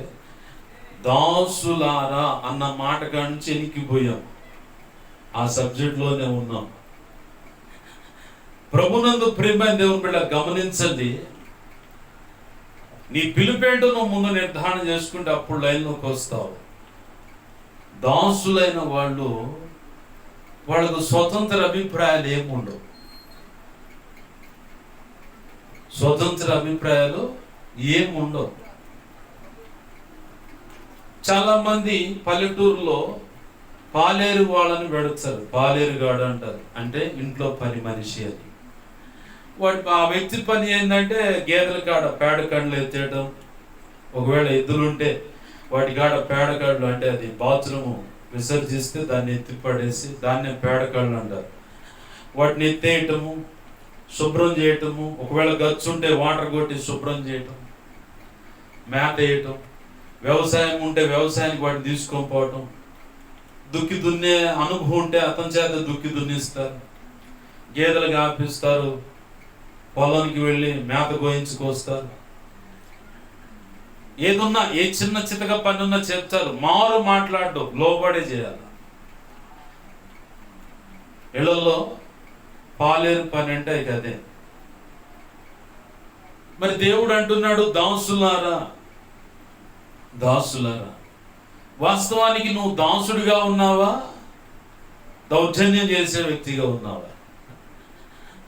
నీ అంత పరిపాలన చేసే వ్యక్తిగా ఉన్నావా, లేకపోతే దాసుడికి ఉండేటువంటి దేన గుణంతో ఉన్నావా?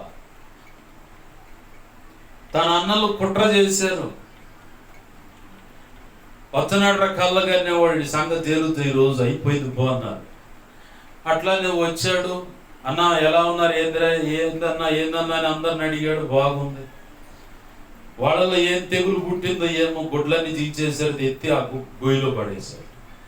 పక్కరాల రాయి తీసుకొని ఎత్తానని ఒకళ్ళు లేచాడు, ఆ పక్కన ఇంకొకడు ఆగురా, ఆ రక్తాపరాధం మనకు ఎందుకని. మరి ఏం చేద్దాం చెప్పంటే, ఏం చేద్దామా మరి ఈయన ఏదైనా చేస్తే నాన్న అడుగుతాడు, ఆయనకేం సమానం చెబుతావు? ఏదన్నా కానీ వీడితో బాగా ఇబ్బంది అయిందిరా, వీడిని చంపేసేయాల్సింది. ఇట్లా అనుకుంటుండగా ఇస్మాయిల్ ఆ దగ్గర నుంచి వస్తూ ఉన్నారు ఒంటెల మీద. రే రే రే అది ఇస్మాయిల్ వస్తున్నారు, ఏడైతే నీడు మన కంటపడకుండా దూరంగా పోయి బ్రతుకుతాడు, వాళ్ళకి నచ్చినట్టు ఏదో చేసుకుంటారు, ఆ రక్తాపరాధం కానీ ఆ నింద మన మీద ఉండదు, వీడిని వాళ్ళకి అమ్మేద్దాం, అటు సొమ్ము కూడా వచ్చింది, మనం ఎంజాయ్ చేయొచ్చు. మరి నాన్నకి ఎట్లా చెబుతా అంటే, గొర్రె పిల్లని వేసేద్దాం, అదేమంటే అడవిలో తోడేలు వచ్చి పడింది, దాన్ని చంపుకొని పోయిందని చెప్పుకోవచ్చు, ఆ లెక్కలో తీసేయచ్చు. కానీ నాన్నకి మాత్రం మన చంపుడు తోడేలు వచ్చి అడవిలో జంతువు వచ్చి పట్టుకొచ్చి చెండా చేసిపోయి, నీకు ఈ బట్టలు వాడియాగా నువ్వు ఇష్టంగా రా అని చెప్పని అన్నట్టు చెప్పొచ్చు అన్నారు. అన్నట్టు ఏమైనా చేశారు. అడిపోయి ఆయన సంచలు అమ్మబడ్డాడు, ఐగుప్తు దేశంలో పోతీఫర్ ఇంటికి చేర్చబడ్డాడు. ఆడ భోగాల్నే బానిసగా మార్చబడ్డాడు. 13 సంవత్సరాలు ఆ బానిస బంధకాల్లోనే ఉన్నాడు. ఎప్పుడు కూడా మారు మాట, ఎందుకు నన్ను ఇలా గొడ్డు చాకరీ చేపిస్తున్నారు, ఎందుకు ఇలా నన్ను చేస్తున్నారని ఎప్పుడు కూడా ప్రశ్నించలేదు. ప్రభు వైపే చూస్తున్నాడు, ప్రభు కృపను పొందుకుంటున్నాడు. తను చేస్తున్న ప్రతి పని, తనున్న ఇల్లు దీవించబడుతుంది, తను చేస్తున్న ప్రతి పని వర్ధిల్లుతుంది. ఈ సంగతి చూస్తా ఉన్నారు చుట్టుపక్కల వాళ్ళు కూడా. దాసుడుగా నీ చుట్టూ ఎదురవుతున్న పరిస్థితులను బట్టి నువ్వు ప్రశ్నించే వ్యక్తిగా ఉన్నావా, లేదంటే దాసుడు అని చెప్పి ప్రశ్నించే వ్యక్తిగా ఉన్నావా, లేదా ఏమన్నా కానీ నా ప్రభు చూసుకుంటాడని చెప్పని లోబడే మనస్సు కలిగి ఉన్నావు? దాసుడు అనేవాడు ఖచ్చితంగా లోబడే మనసు కలిగి ఉండాలి. లోబడే మనసు కూడా ఎవరికి లోబడే మనసు కలిగి ఉండాలంటే, నీ పైనున్న నాయకుడు దైవజనుడికి ఖచ్చితంగా నువ్వు లోబడే ఉండాలి. ఒక పరిచారకుడు కావచ్చు, పరిచారకురాలు కావచ్చు, ఒక సంఘ పెద్దగా స్త్రీగా ఉండొచ్చు, పురుషుడిగా ఉండొచ్చు, ఒక విశ్వాసిగా స్త్రీ కానీ పురుషుడిగా నువ్వు ఉండొచ్చు, లేదు సేవకుని పక్కన మెయిన్ లైన్ పరిచయంలో నువ్వు ఉండొచ్చు, సహకారిగా ఉండొచ్చు, నువ్వు ఏదన్నా కావచ్చు. ఖచ్చితంగా నీ పైనున్న నాయకుడికి యథార్థమైన హృదయం గలవాడవై, యథార్థమైన హృదయం కావాలి. హృదయంలో ఒకటి పెట్టుకొని తన దాసుని పక్కనే ఉంటూ గోతులు తోగినోడు లేకపోలేదు.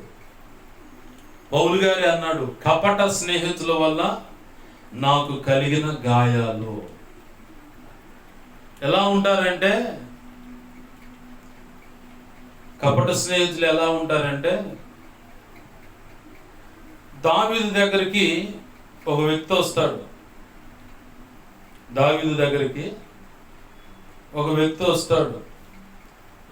వచ్చేటప్పుడు తను చాలా భయంగా ముందుగా కొంతమందిని పంపిస్తాడు. ఆ రాజుగారితో మాట్లాడండి, నేను ఆయనతో సమాధాన పడాలనుకుంటున్నాను, మరి అవకాశం ఇస్తాడా లేదంటే రాజుగారికి తెలిసిందే, ఎంత భాగ్యము, రమ్మను, అసలు అతను ముందు రమ్మను, అతను వస్తే కదా నేను మాట్లాడుతాను, నాకు అతని విషయంలో ఎటువంటి విభేదాలు లేవు, నీకు అతను ప్రేమిస్తున్నాను, రమ్మను ఆ వ్యక్తిని అని చెప్పాను. అనగానే సరే అని చెప్పాను. ఆ తీపి కబురు అవతల వ్యక్తికి అందించారు. పుట్టిన వచ్చాడు, రాజుగారిని కలిశాడు, మాట్లాడాడు, రాజుగారితో పాటు కూర్చొని భోజనం చేశాడు. అంతా బాగుంది. రాజుగారు కూడా ప్రత్యేకంగా ఆ పలానా ప్రాంతం నుంచి వచ్చాడని చెప్పని అతనికి రాజుగారి హోదాలో గౌరవం ఏ రీతిగా అందాలో అన్ని కోణాల్లో ఆ గౌరవాలు అందాయి. సరే రాజుగారు వెళ్ళొస్తాను, మరి ప్రభు చిత్తం అయితే అనేక పర్యాలు ఇలా కలుసుకుందాం అంటే, చాలా మంచిదయ్యా, కలవండి, మంచిదే అని చెప్పని పంపించాడు రాజు. ఆ దాని నుంచి ఒకడు వస్తా ఉన్నాడు, ఒక రథం మీద, మరి గుర్రం మీద ఎట్టని అనుకోండి, వచ్చా ఉంటే ఇతగాడు ఎదురు పడగానే ఆ రాజ్య ముఖద్వారంలోకి వచ్చిన తర్వాత ఆ గుర్రం దిగి అక్కడ అడుగుతున్నాడు, పలానా వ్యక్తి వచ్చి వెళుతున్నాడు కదా, ఆ వ్యక్తిని ఎందుకు సజీవుడిగా బానిచ్చారు, దొరికినోడు చంపేయకుండా ఎందుకు బానిస్తున్నారా మీరంటే, అయ్యా అతను రాజుతో మాట్లాడాడయ్యా, రాజు అతను సమాధానం పడ్డారు. రాజుగారే క్షమాభిక్ష పెట్టి ఆయన పంపిస్తే మేమెందుకయ్యా జోక్యం చేసుకొని ఆ వ్యక్తి విషయంలో పొరపాటు చేసి మేము దోషులుగా ఎందుకు అవ్వాలి, అందుకని మేమేమి చర్య తీసుకోలేదు, రాజుగారితో మాట్లాడుకున్నాం, లెక్క తేలిపోయింది, ఇక నాకెందుకు అన్నారు వాళ్ళు. ఎవర్రా మీరు, తెలివి తక్కువ బొడుద్దాలాగున్నారు అని చెప్పని బర్ర గుర్రం ఎక్కి తరుముకుంటా పోయాడు. ఏందన్నా అంటా ఉన్నాడు ఈ వెళ్ళే వ్యక్తి, ఏందన్నా అంటానే ఉండు, సబ్బని ఒక్కటే దెబ్బ చంపేసి పక్కన పడేసి ఏమి ఎరగనట్టు వచ్చాడు. ఈ కబురు రాజుగారికి అందింది. రాజుగారికి అందంగానే ఇక కూర్చొని ఆడవుడు రాజుగారు. సొంత మేనల్లుడే యోబే చేశాడు ఆ పని, సొంత మేనల్లుడే చేసిన పని అది. రాజుగారేమో క్షమించి పంపిస్తే, ఎవడ్రా మీరు రాజుగారు క్షమించి పంపించాడంటారు, లెక్క తేలవలసిందే, సంగతి చూడాల్సిందని చెప్పని ముందుకు అడిగేసి ఆ వ్యక్తి జీవితంలో భయంకరమైనటువంటి కార్యం అది, చంపివేయటం. ఎప్పుడైతే ఆ చంపివేయబడ్డదో అప్పుడు దావీదు అంటున్నాడు, ఈ పాపానికి నాకు సంబంధమే లేదు, ఈ పాపానికి నాకు సంబంధం లేదు, ఎవడైతే చేశాడో వాడికి ఆ కీడు, ఆ శాపం తగులుతుంది అన్నాడు. ఇక అంతే. కపట స్నేహితులు ఇలా ఉంటారన్నమాట. కపట సహోదరులన్నా, కపట స్నేహితులన్నా పక్కనే ఉంటారు, గోతులు తవ్వచ్చు. నీ పైనున్న నాయకుడు పక్కన ఇలా గోతులు తవ్వే వ్యక్తిగా ఉంటే తరతరాలు విడిచిపెట్టని శాపం నిన్ను వెంటాడుతుంది. కన్ఫర్మ్ అది. ఇస్కరియోతు యోధా యేసయ్య పక్కనే ఉన్నాడు, నమ్మకస్తుడుగా, చాలా నమ్మబలికిన నమ్మకస్తుడిగా ఉన్నాడు. తన బ్రతికేమైంది, డబ్బు సంచి మీద మనసు పెట్టాడు. డబ్బు సంచి దేనికి సాదృశ్యం అంటే, ఈ లోక సంబంధమైన మర్యాదలు, ఈ లోక సంబంధమైన పేరు ప్రఖ్యాతులు, గౌరవ వందనాలు, వీటి విషయమై ఆ సేవకుడు పెద్ద లేదండి, అన్న పెద్ద మామూలు చోపు చురుము ఆయనేముందని చెప్పని ఇట్టు చెప్పుకోవాలి వాళ్ళంతా. దీన్ని బట్టి మనోడు ఓసర వెళ్ళిలాగా రంగులు మారిపోతూ ఉంటాయి అన్నమాట. ఒక్కొక్కడు పొగిడిన దాన్ని బట్టి ఒక్కొక్క రకంగా ఉప్పొంగిపోతూ ఉంటాడు. డబ్బు సంచి దానికి సాదృశ్యం. సైతాన్ గాడు కూడా వాడు కూడా అట్నే రంగులు మారుస్తాడు, ఎవడి దగ్గర రంగు వాడికి వేస్తాడు అనమాట.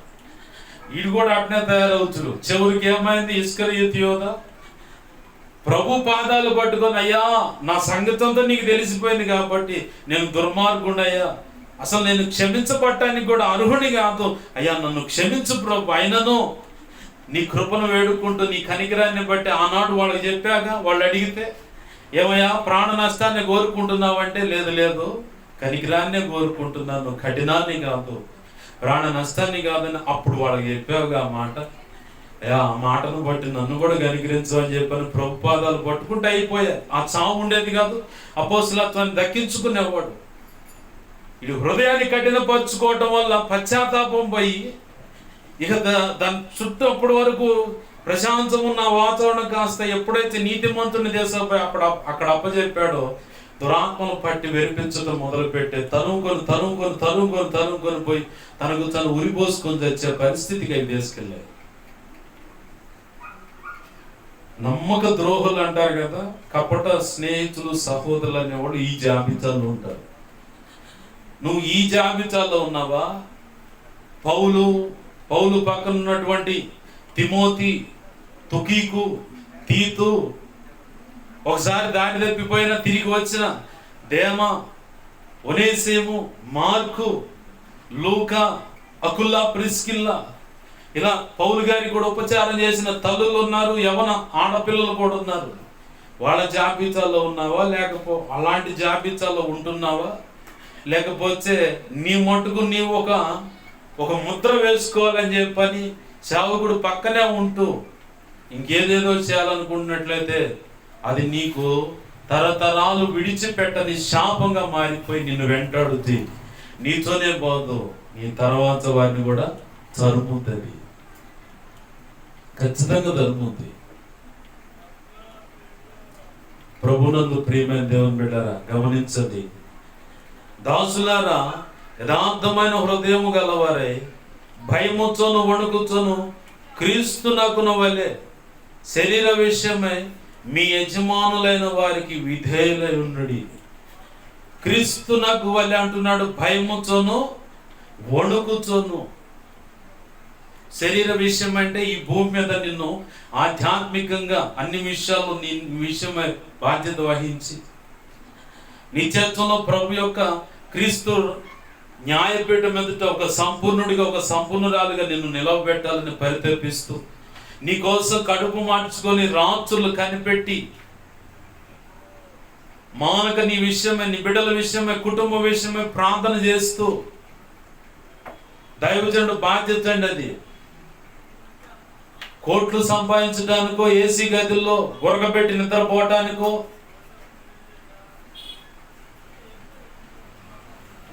ఎంతెంతో హుందాతనమైనటువంటి తిండి తిని సౌఖ్యాలు అనుభవించడానికో సేవకు రాలేదు. నిందలు, అవమానాలు, వేదనలు, భయంకరమైన నీచమైన మాటలు అడుగుతారు సేవకుడిని. జోలకల్లు ప్రాంతంలో నేను సేవ చేయడానికి వెళ్ళాను. ఇక్కడ తమ్ముడికి చెప్పా, తమ్ముడా ఈడ సేవ చేసేది నువ్వే. నువ్వు ఆధ్యాత్మిక పరిపక్వతలోకి వచ్చి ప్రభు ఇతను లైన్లోకి వచ్చాడు, ఇతనికి అప్పచెప్పి నువ్వు పక్కకు రా అన్న అంతదాకా నేను వస్తా. దీని మీద నాకు పెత్తనం ఉండదు.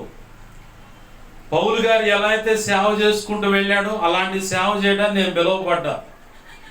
అన్ని చోట్ల నేనే నిలబడాలి, అన్ని చోట్ల నేనే మాట్లాడాలన్న తంతు నాకు లేదు, ఆ ఆశ కోరిక లేదు.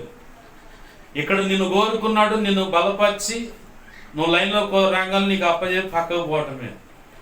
నీ కొరకే నేను వస్తున్న తమ్ముడు సహకరించంటే కొన్నాళ్ళు సహకరించాడు. ఆ తర్వాత ఒకరోజు వాళ్ళ నాన్న బిర్రుగు దాగి ఒక మాట అంటున్నాడు, ఎరా మన ఆడపిల్లల్ని పాడు చేయటానికి, అనుభవించడానిగా ఈ నా కుమారుడు వస్తుంది అన్నాడు. అంటే ఆయన భాషలో ఈ నా కొడుకు అని. ఆ మాట పలకలేక ఈ మాట అన్నా. ఒకడు నోరు జారుతూ ఉంటాడు, సావు మూడి. నేను చెప్పా, తమ్ముడా నువ్వు సిద్ధపడంటే అన్నా అన్నాడు. సేవలు ఇవన్నీ కామనే, చాలా చోట్ల నేను ఇలాంటి మాటలు విన్నాను. నా ముఖాన్ని తిట్టిపోయినోడు కూడా ఉన్నారు, నేను వినాలని తిట్టినోడు కూడా ఉన్నారు. ఏ మాటలు ఆ నా కుమారులు అది ఇదని. సేవకులని నా కుమారులు వాళ్ళు అట్టా ఇట్టా అని చెప్పని అన్నవాళ్ళు ఉన్నారు. ఒకడైతే ఏకంగా ముఖం మీదే మీ అమ్మని ఎవడిదిరా ఈ రోడ్డు అని చెప్పని కూడా అనిపోయిన వాళ్ళు ఉన్నారు. ఇవన్నీ విన్నా, చాలా విన్నా. ఆ మాటలను బట్టి నేను సిగ్గుపడలేదు, కానీ నా ప్రభువును బట్టి మహిమపరిచాను. ఆ సావుకుడు అన్నప్పుడు, దేవుని పని చెడగొడుతున్నప్పుడు, దేవుని విషయంలో ఎవడైనా అడ్డం తిరిగినప్పుడు ఒకటే ఒక గుద్దుతో వాడిని చంపేద్దాం అన్నంత కోపం వస్తుంది. నేను జోక్యం చేసుకుంటే ఏముంటుంది? పగలు ప్రతీకారాలు తప్ప రెండోది ఉండదు. నా ప్రభు లైన్లోకి వస్తే కోసాలు అన్నీ కదిలిపోతాయి. అసలు ఆయన కోటింగ్ వెరైటీ ఉండదు అన్నమాట. ఈ మాట అన్నాడు ఆయన, బాగా బిర్రుగా దాగిపోయి, మనకి ఇంటి బయట ఉండదు మున్సిపల్ ట్యాప్, పోయి ఆ ట్యాప్ మీద అంతే పడ్డాం. ఈ పక్కటెముకలు రెండు ఇరిగినాయి, ప్లాస్టర్ ఉంటుందిగా, ఎముకలు కరెక్ట్గా ఉండటానికి ప్లాస్టర్ వేస్తారు. ఆ ప్లాస్టర్ వేసి తిరుగుతూ ఉన్నాడు ఇప్పుడు కూడా. ఈ మాట అనగానే 80,000 90,000 అవుతుంది ఆ గేదె. ఏమైందో ఏమో తెలీదు, పాడి గేదె చచ్చింది. నా ప్రభువే తన దాసులన్న మాటను బట్టి ఊరికేముండడు, సాక్ష్యం ఉంది. పోయి ఆ తమ్ముడిని అడిగినా చెప్తాడు.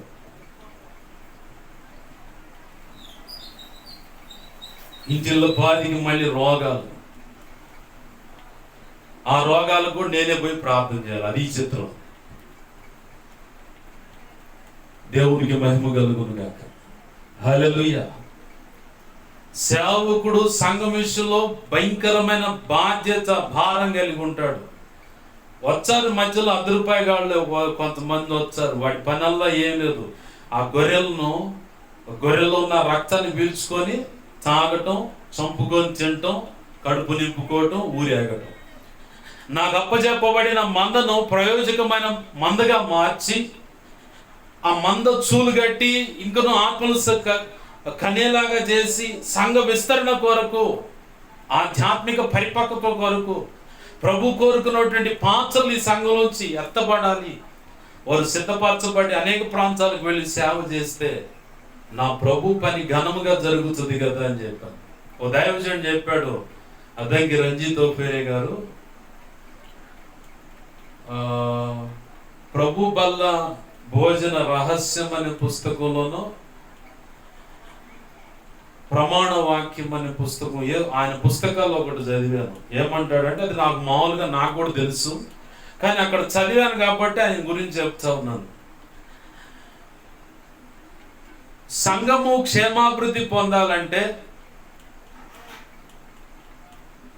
నేనే ప్రసంగించాలి, నువ్వే ఆడ కూర్చోవాలి, వినాలి.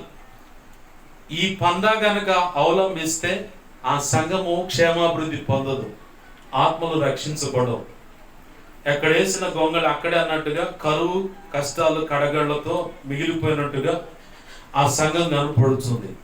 మరి సంఘము క్షేమాభివృద్ధి పొంది విస్తరించాలంటే జరగాల్సిన పని ఏంటంటే, ఒక వ్యక్తి ప్రయోజకమైన పాత్రగా సిద్ధపరచబడాలి. సిద్ధపరచబడిన వాడిని అక్కడ ఉండనీయకుండా తరమాల, బయటకు తోలేయాల. దానికి ఇట్టే మనకు అర్థం వచ్చేటువంటి, ఈజీగా అర్థమయ్యేటువంటి ఒక పరిస్థితి ఏంటంటే, పల్లెటూరులో పొలాల్లో ఈ ఎండాకాలం ఏం చేస్తారంటే, ఒక వాగొడ్డును మాగాడి, సేద్యము చేయబడినటువంటి మాగాడి కాడ ఓ ప్రాంతంలో పక్కన పొలంలో బాగా 3 అడుగులు వెడల్పులో, ఇంచుమించుగా ఒక 5 అడుగుల లోతులో గుంత తీస్తారు. దాన్నే చలమ అంటారు. పెద్ద ధాన్యం బావి అంటారు, చిన్న ధాన్యం చలము అంటారు. ఈ చలములో 10 రోజుల్లాగా నీళ్లు బాగుంటాయి. 10 రోజుల తర్వాత తోక కప్పలని పురుగులు వస్తాయి. ఆ తర్వాత పాచి పట్టుద్ది. దాన్ని కదిలించేపటికప్పుడు ఏ రోజుకి ఆ రోజు ఆ నీళ్లు చిమ్మే మాట అయితే, లేదు 2 రోజులకు ఒకసారి ఆ నీళ్లు చిమ్మే మాట అయితే, అంటే లోపల ఒకళ్ళు దిగి ఒక గిన్నెతో, ఒక బకెట్తో అయినా సరే వాటిని ఎత్తి బయట పోరపోస్తే మళ్ళీ కొత్త జల బయటకు వస్తుంది, కొత్త ఓటు వచ్చుద్ది. సంఘములో కూడా ఒక వ్యక్తి ప్రయోజకరమైన పాత్ర అయితే ఆ వ్యక్తిని బయటకు పంపిస్తే ఆ వ్యక్తి సువార్త ప్రకటించడం ద్వారా అనేక ఆత్మలు సంఘంలో చేర్చబడతాయి, లేదా ఇంకొక ప్రాంతంలో సంఘం కట్టబడుతుంది. దాని ప్రకారముగా అనేకమైన సంఘాలుగా మార్చబడి, ఇది ఇక్కడ ప్రారంభమైన ఈ సంఘమేమో కేంద్ర సంఘము, తల్లి సంఘంగా మారిపోతుంది. ఈ లాజిక్ తెలిసిన వాడైతే ఆధ్యాత్మికంగా ఒక వ్యక్తిని ఎదిగించి బలపరిచి, నువ్వు ఇక్కడ ఉండడానికి లేదు, వెళ్ళి సువార్త ప్రకటించు, లేదా ఒక ఊరు ఏదో ప్రభు చెప్పిన ఊరికి వెళ్ళు, ఉండకూడదు ఇక్కడ నువ్వు. ప్రభు శిష్యులు ఎన్ని సంవత్సరాలు యేసయ్యను ఫాలో అయ్యారు? 3.5 సంవత్సరాలే. 3.5 సంవత్సరాల కలను నీలో సరుకు బయటికి రాలేదంటే బోధలో తేడా లేదు, సేవకుడిలో తేడా లేదు, తీసుకునే నీ హృదయంలో, మనసులోనే తేడా ఉంది. అసలు చదువు లేదండి నాకంటే 5 లేదా 6 సంవత్సరాలు టాపు, అంతకంటే ఎక్కువ నువ్వు వాడు ఉండకూడదు. ఇంకా అంతకంటే ఎక్కువ నువ్వు అంటే నువ్వు తేడా, ఇక నువ్వే తేడా, సేవకుడు కాదు, దేవుని వాక్యం కాదు. ఒక వ్యక్తి ప్రయోజకరమైన పాత్ర కావాలంటే 3.5 సంవత్సరాలు, ఇక అంతే. 3.5 సంవత్సరాలు నువ్వు సిద్ధపడాలి. ఇక లేదు 4 సంవత్సరాలు వేసుకో, చదువు ఉంటే, నీకు ఇంకా అవగతం కాకపోతే. ఇలాగున్న వారిని సిద్ధపరిచి ముందుకు పంపించటమే సేవకుని యొక్క భారం, బాధ్యత. ఇది గుర్తెరిగినోడు ఆ చలంలాగా ఎప్పటికప్పుడు నీరును బయటికి నెట్టేస్తారు, కొత్త ఓటు వచ్చింది కాబట్టి. కొంతమంది ఎలా ఉంటుందంటే వాళ్ళు అంతే ఉంటారు, కొత్తగా వచ్చినోడు వెనకాల ఆహా నా ధన్యత, ఓహో నా భాగ్యం అనుకుంటా వాళ్ళని భుజాలు ఎక్కించుకొని ఊరేగుతారు. పక్కన ఉన్నవాడు పక్కన పడేస్తారు. ఈ కడుపులో మండి మచ్చటంగా సంఘం ఎగ్గొట్టి ఇంకో ప్రాంతం, ఆ సంఘానికి పోవచ్చలేదు. గుర్తింపు ఉండదు, అయినా సరే మేము ఆడికే పోతాం, ఏడుకు వచ్చినా కానీ ఉపయోగం లేదని చల్లగా జారుకుంటారు. అలా 100ల మందిని కోల్పోయిన దైవజనం నేను చూశాను, నాకు తెలుసు. 2015 నుంచి లెక్కలేస్తా ఉన్నాను, ఎవరు కొత్తగా వచ్చి ఎవరు జారిపోయారు. ప్రతి సంఘం మీద ఉంటుంది నా అబ్జర్వేషన్. నేను వెళ్ళే సంఘమే కాదు, ప్రతి సంఘం మీద ఉంటుంది. కాకపోతే కనపడుతుంది. కొత్తగా ఎవరు వస్తే వారి విషయం దైవజనుడు ఎలా స్పందిస్తున్నాడు, దైవజనురాలు ఎలా స్పందిస్తుంది, వీళ్ళు ఇలా స్పందించడం వల్ల ఎంత నష్టం వస్తుంది సంఘానికి.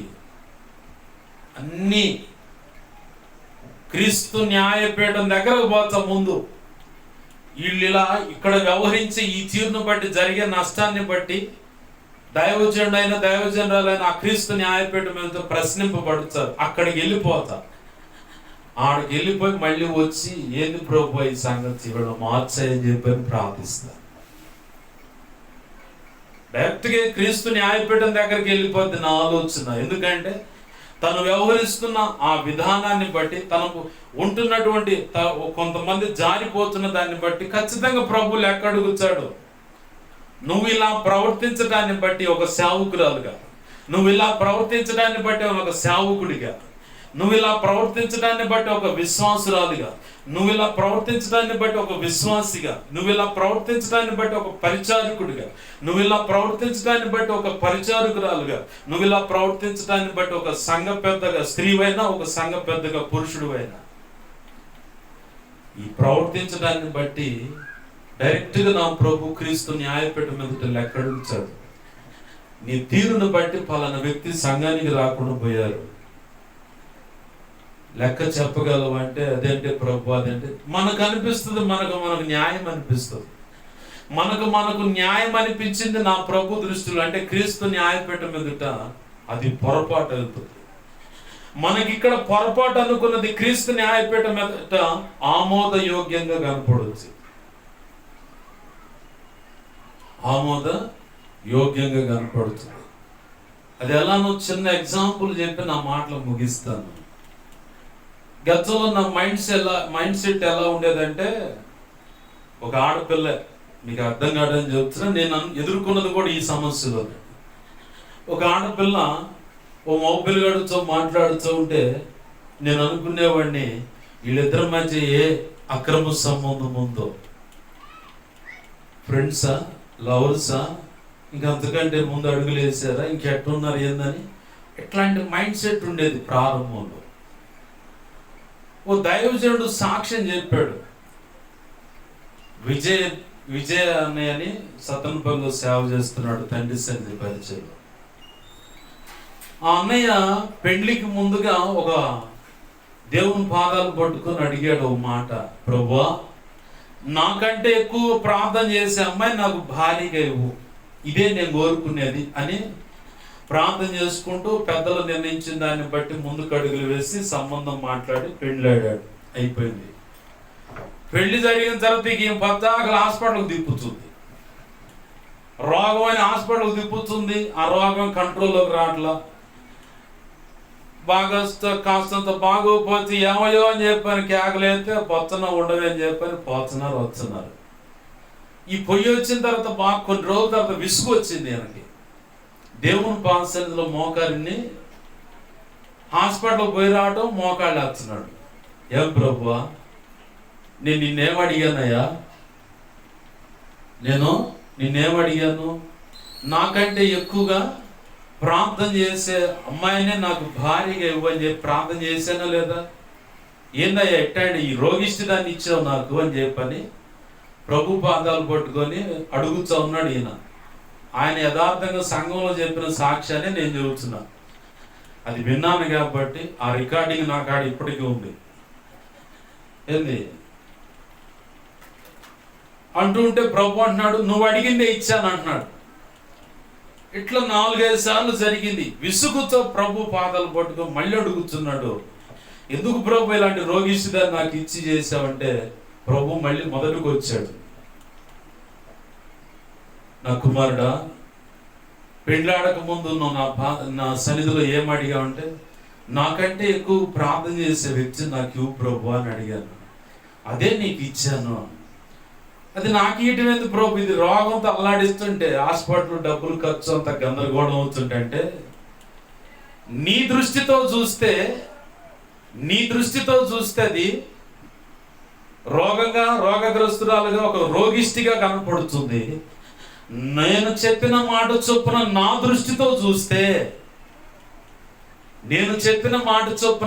దృష్టితో నువ్వు చూస్తే ఆ రోగగ్రస్తురాలు కనపడుతూ నువ్వు నా సన్నిధిలో, నా పాద సన్నిధిలో ఏమడిగావో, నాకంటే ఎక్కువ ప్రార్థన చేసే ప్రార్థనా పరురాలు నా భార్యగా నువ్వు ప్రభు అన్నావు కదా, నా దృష్టితో చూస్తే అది కనపడుతుంది అన్నాడు. దేవునికి మహిమ కలుగును గాక.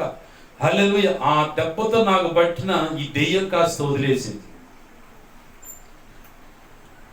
ఇక ఆ దెబ్బతో ఆ దెయ్యం నన్ను వదిలిపెట్టిపోయింది. ఇక అప్పుడు దేవుని పాదాలు పట్టుకొని అడిగాను, నా కళ్ళ ముందు నాకు కనపడేది నాకు తప్పుగా అనిపించవచ్చు, కానీ అది నీకు ఒప్పుగా ఉండొచ్చు, అక్కడ ఏ పొరపాటు జరగకుండా ఉండొచ్చు. కానీ నా కళ్ళ ముందు తప్పేమి జరగట్లేదు అన్నట్టు కనపడవచ్చు, కానీ అక్కడ ఏదో తప్పు జరుగుతున్నట్టు ఉండొచ్చు, అది నీ దృష్టికి పొరపాటుగానే కనపడవచ్చు. ఈ మంచి చెడు వివేచించే సంగతి నా వల్ల అయితే కాదు, కానీ ఆ సంగతులు నీకే అప్పచెబుతున్నాను ప్రభువా. ఇదిగో ఈ సాక్ష్యాన్ని బట్టి నా బ్రతుకును మార్చావు, నీకు స్తోత్రాలు అని చెప్పని హల్లెలూయా ప్రభు పాదాలు పట్టుకొని అప్పటి నుంచి ప్రభు నాకు ఒక వ్యక్తి విషయంలో ఏమైతే చెప్తాడో అదే దృష్టితో చూస్తా, అదే పిక్చర్ నాకు కనపడుతుంది. ఆ వ్యక్తిని చూడగానే నాకు అదే పిక్చర్ కనపడుతుంది.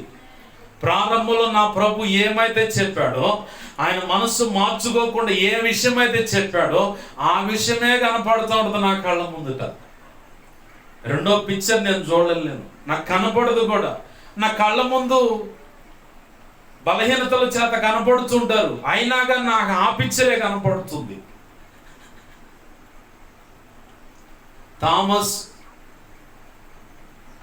థామస్ ఎలిడెన్స్ ఏదో పేరు ఉంది, ఆయన పేరు. ఈ బల్బు కనిపెట్టిన ఆయన.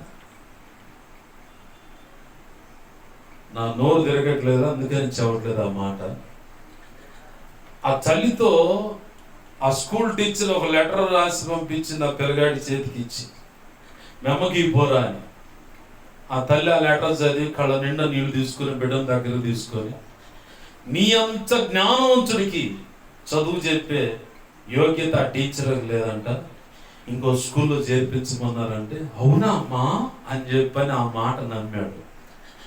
ఆ తల్లి విశ్వాసముతో ఆ మాట చెప్పింది, ఆ విశ్వాసముతోనే తల్లి కూడా ప్రార్థించింది. నా ప్రభు మహా ఉచిత కృప ప్రపంచాన్ని వెలిగించే సాధనంగా నా యేసయ్య చేశాడు. దేవునికి మహిమ కలుగును గాక. హల్లెలూయా. ఈరోజు ఈ బల్బు నీ ఇంట్లో వెలుగుతుందంటే 100 సార్లు ప్రయత్నం చేసినా ఫెయిల్ అయినా మళ్ళీ ప్రయత్నం చేస్తే బల్బు వెలిగింది. దేవునికి మహిమ కలుగును గాక. హల్లెలూయా. తన తల్లి చనిపోయిన తర్వాత ఆ పెట్టె అవన్నీ తీసుకుందని పోయి చూస్తే, చిన్నప్పుడు తన తల్లికి ఇచ్చిన లెటర్ తీసి చూశాడు. తల్లి ఆ లెటర్ చదువుతున్నాడు. కుమారుడు, నీ కొడుకుకి పిచ్చి, ఇలాంటి పిచ్చోళ్ళు మెంటల్ హాస్పిటల్లో ఉండాలి కానీ స్కూల్లో కాదు. వీడి వల్ల అనేకులు చెడిపోతున్నారు, వీడికి చదువు చెప్పడం కష్టం, వీడికి చదివే రాదు, వీడు మొద్దు అని పెట్టి రాసి ఉండాలి. తల్లి ఏం చెప్పింది, నువ్వు మహాజ్ఞానివయ్యా, నీకు చదువు వాళ్ళు చెప్పలేకపోతున్నారంట అంది. ఆ మాట కొడుకు నమ్మాడు. తల్లిగా తండ్రిగా నువ్వు కూడా ఇట్లాంటి విశ్వాస పలుకులే బలకాలి. ఎలియా సావాసంలో దావీదు పాష గారు చెబితే విన్నాను. గ్లోబ్ మీద చేతులు పెట్టారంట భార్యాభర్తలు, మా బిడ్డలు మేము చేతులు పెట్టిన ప్రాంతంలో వెళ్ళి సేవ చేయాలి ప్రభు అని. ప్రభు మహోచిత కృప వెళ్ళిపోయి అయ్యే ప్రాంతాల్లో సేవ చేస్తున్నారు మిషనరీలుగా. కల్వర్ టెంపుల్ సతీష్ కుమార్ గారు బిడ్డలు పుట్టక మునిపే పలాని ఇద్దరు కుమారులు ఇస్తున్నాడు నా ప్రభు అని. 2 కుమారుల విషయంలో విశ్వాసంతో పేర్లు నిర్ణయించుకొని ప్రార్థన చేసుకున్నాడు.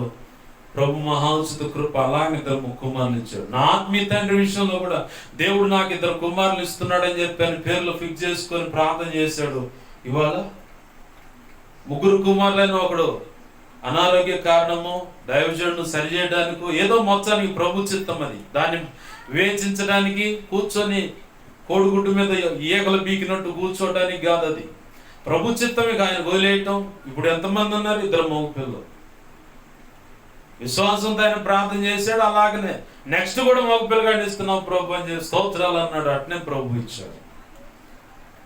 జోసెఫ్ అనే దైవజనుడు తండ్రి సన్నిధిలో కారంపొడి పక్కన సేవ చేస్తా, ఇంకా 2 చోట్ల ఏం చేస్తున్నాడు సేవ. జోసెఫ్ అన్నయ్య సేవకుడు ఇటో ఈ వాకిలు వస్తే ఇంకొక వాకిలుగా బయటకు పోతాడు ఆ మనిషి. భయంకరమైన జీవితం. ఆ తల్లి వాళ్ళ అమ్మగారు మాత్రం మందిరానికి పోయి ముందు వరుసలో కూర్చొని వాక్యం అంతా విని, పాస్టర్ గారు ఇవాళ వాక్యం భలే చెప్పారు, అయితే చెప్పింది నువ్వు కాదు కానీ మా అబ్బాయి అంటదన్న. సంఘం అంతా పెద్ద పిచ్చిది అన్నారు. కానీ ఆ తల్లి యొక్క విశ్వాసాన్ని బట్టి ఆ కుమారుణ్ణి దర్శించాల్సిన రీతిలో 4 తన్ని లైన్లో పెట్టి తెచ్చి ఆ నిలబెట్టి అలా దేవుని సేవ చేస్తున్నాడు. దేవునికి మహిమ కలుగును గాక. హల్లెలూయా. దావీదు పాష గారు వాళ్ళు వీళ్ళంతా 5. ఈ 5 తర్వాత నెక్స్ట్ బ్యాచ్ లో లీడింగ్ లో ఉన్న వాళ్ళలో ఈ జోసెఫ్ అనే అన్నయ్య కూడా మొదటి స్థానంగా కనబడుతూ ఉంటాడు. అన్నయ్య వాళ్ళ అమ్మ ఏం చెప్పింది నువ్వు కాదు పాస్ గారు, మా అబ్బాయి అంది. మా అబ్బాయి పాస్టర్ చెప్పాడు. సంఘమంతా పిచ్చిది అనుకున్నారు. కానీ నా ప్రభు ఆమె విశ్వాసానికి తగ్గట్టుగా నా ప్రభు చేశాడు. ఎందుకు ఇదంతా చెప్తున్నానంటే, నా ప్రభు ఏ మాట అయితే చెప్తాడో ఆ దృష్టితోనే విశ్వాసంతో అలా చూస్తూ ఉంటాను ఆ పిక్చర్ని. ఖచ్చితంగా ఒక రోజు అది క్రియా కార్యము జరిగించి నా కళ్ళ ముందు కనపడుతుంది. దేవునికి మహిమ కలుగును గాక. హల్లెలూయా. ప్రభునందు ప్రియమైన దేవుని బిడ్డలారా, దాసులుగా నువ్వు ఉన్నట్లయితే యథార్థమైన హృదయము గలవారు, భయముతో వణుకుతో యేసయ్యకు నువ్వు ఎలా అయితే లోపడుతున్నావు, యేసయ్యకి ఎలాగైతే లోపడుతావు అలాగనే దైవజనుడికి లోపడాలి. యేసయ్య దగ్గర ఒక యాక్టింగ్, దైవజనుడి దగ్గర ఒక యాక్టింగ్ అయితే ఆయన అంటాడు వేషధారి ఆగు కొంచెం అంటాడు. క్షమాపణ దొరకదు నీకు. ఇక నటించే వ్యక్తి అయితే నీకు క్షమాపణ లేదన్నాడు ఆయన. వేశ్యనైనా క్షమిస్తాను కానీ వేషధారిని నేను క్షమించను. దేవుని ఎదుట ఒక రకంగాను, దైవజనుడు పక్కన ఒక రకంగాను, లేదా భర్త పక్కన ఒక రకంగాను, అత్తకాడ కుటుంబంలో ఒక రకంగా, బజార్లో ఒక రకంగా, భార్య దగ్గర ఒక రకంగాను, కుటుంబంలో ఒక రకంగా, అత్తమామల దగ్గర ఒక రకంగా, బజార్లో ఇంకొక రకంగా, తల్లిదండ్రుల దగ్గర ఒక రకంగాను, ఫ్రెండ్స్ దగ్గర ఒక రకంగా, బజార్లో ఒక రకంగా, కాలేజ్ స్కూల్ కాడ ఇంకొక రకంగా, పనికాడు ఒక రకంగా, ఇంటికాడు ఒక రకంగా, ఈ సెక్షన్ అసలు వ్యాపారంలో ఒక రకంగా, దేవుని సన్నిధిలో ఒక రకంగా. అసలు ఈ వేషధారణ సంగతి అనేది ప్రభువుకు నచ్చదు. ప్రభువుకు నచ్చని విషయం ఇది. ఆయనే చెప్పాడు, యేసు ప్రభు అని చెప్పిన మాట. కావాలంటే బైబిల్ తిరిగేసుకో, స్వార్థ పుస్తకాల్లో. నీకు పని చేయడానికి ఆ రెఫరెన్స్ అవట్లా. బైబిల్ మొత్తం జరిగేపి నీ పిల్లల చేత. వేశ్యనైనా క్షమిస్తాను కానీ వేషధారిని నేను క్షమించను. సుంకరులు, వేశ్యలు మొదటిగా తొందరగా వెళ్తారట పరలోకానికి. ఎందుకంటే ఉన్నది ఉన్నట్టు ఒప్పుకుంటారు, క్షమించబడతారు ప్రభు కొరకు. ఇక నా బ్రతుకు ఎప్పుడు కూడా మార్పు కనబడకూడదు. గతంలో చెప్పాను నా సాక్ష్యము. ఒకప్పుడు నా బ్రతుకు అది, రక్షణ పొందిన తర్వాత కూడా అదే బ్రతుకు నేను బ్రతికితే ఏం మారాడరా వీడు అంటారు. సంఘం అంటుంది, సమాజం అంటుంది, నా కుటుంబం అంటుంది. ఆ మాటను బట్టి నా ప్రభువుకు అవమానం తేకూడదు. నా ప్రభు కోరుకున్నట్టుగా నేను బ్రతకాలని ఒక తీర్మానంతో నన్ను నేను ప్రభు కృప ద్వారా కట్టడి చేసుకొని ప్రభు పాదాలు పట్టుకొని ఆయన కృపలో ఆయన నడిపించని రీతిగా ఈ విధంగా వచ్చాను. ఇక ముందు కూడా ప్రభువే తీసుకెళ్తాడు. ప్రభు నందు ప్రియమైన దేవుని బిడ్డారా, దాసుడిగా నువ్వు ఉన్నట్లయితే యథార్థమైన హృదయంతో, భయముతో, వణుకుతో యేసయ్య ముందు ఎలాగైతే నువ్వు లోపడతావో నీ పైన నాయకుడికి కూడా నువ్వు అలాగనే లోపడతావు. నీ భర్తకు అలాగనే లోపడతావు. నీ భార్యను అలాగనే ప్రేమిస్తావు.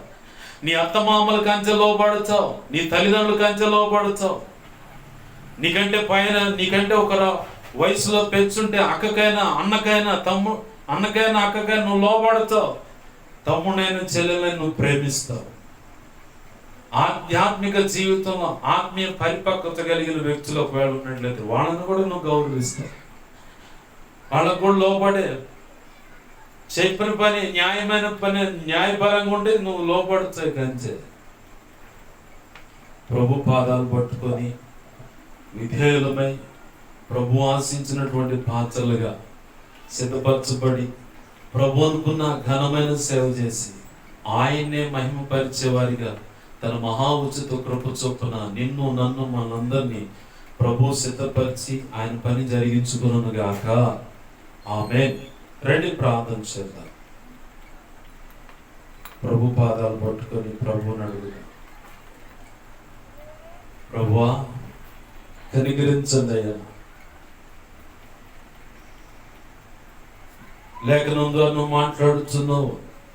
దాసులారా, యథార్థమైన హృదయం గలవారే, భయముతోను వణుకుతోను యేసు ప్రభు వారికి ఎలా అయితే లోబడి ఉంటారో అలాగా మీ శరీర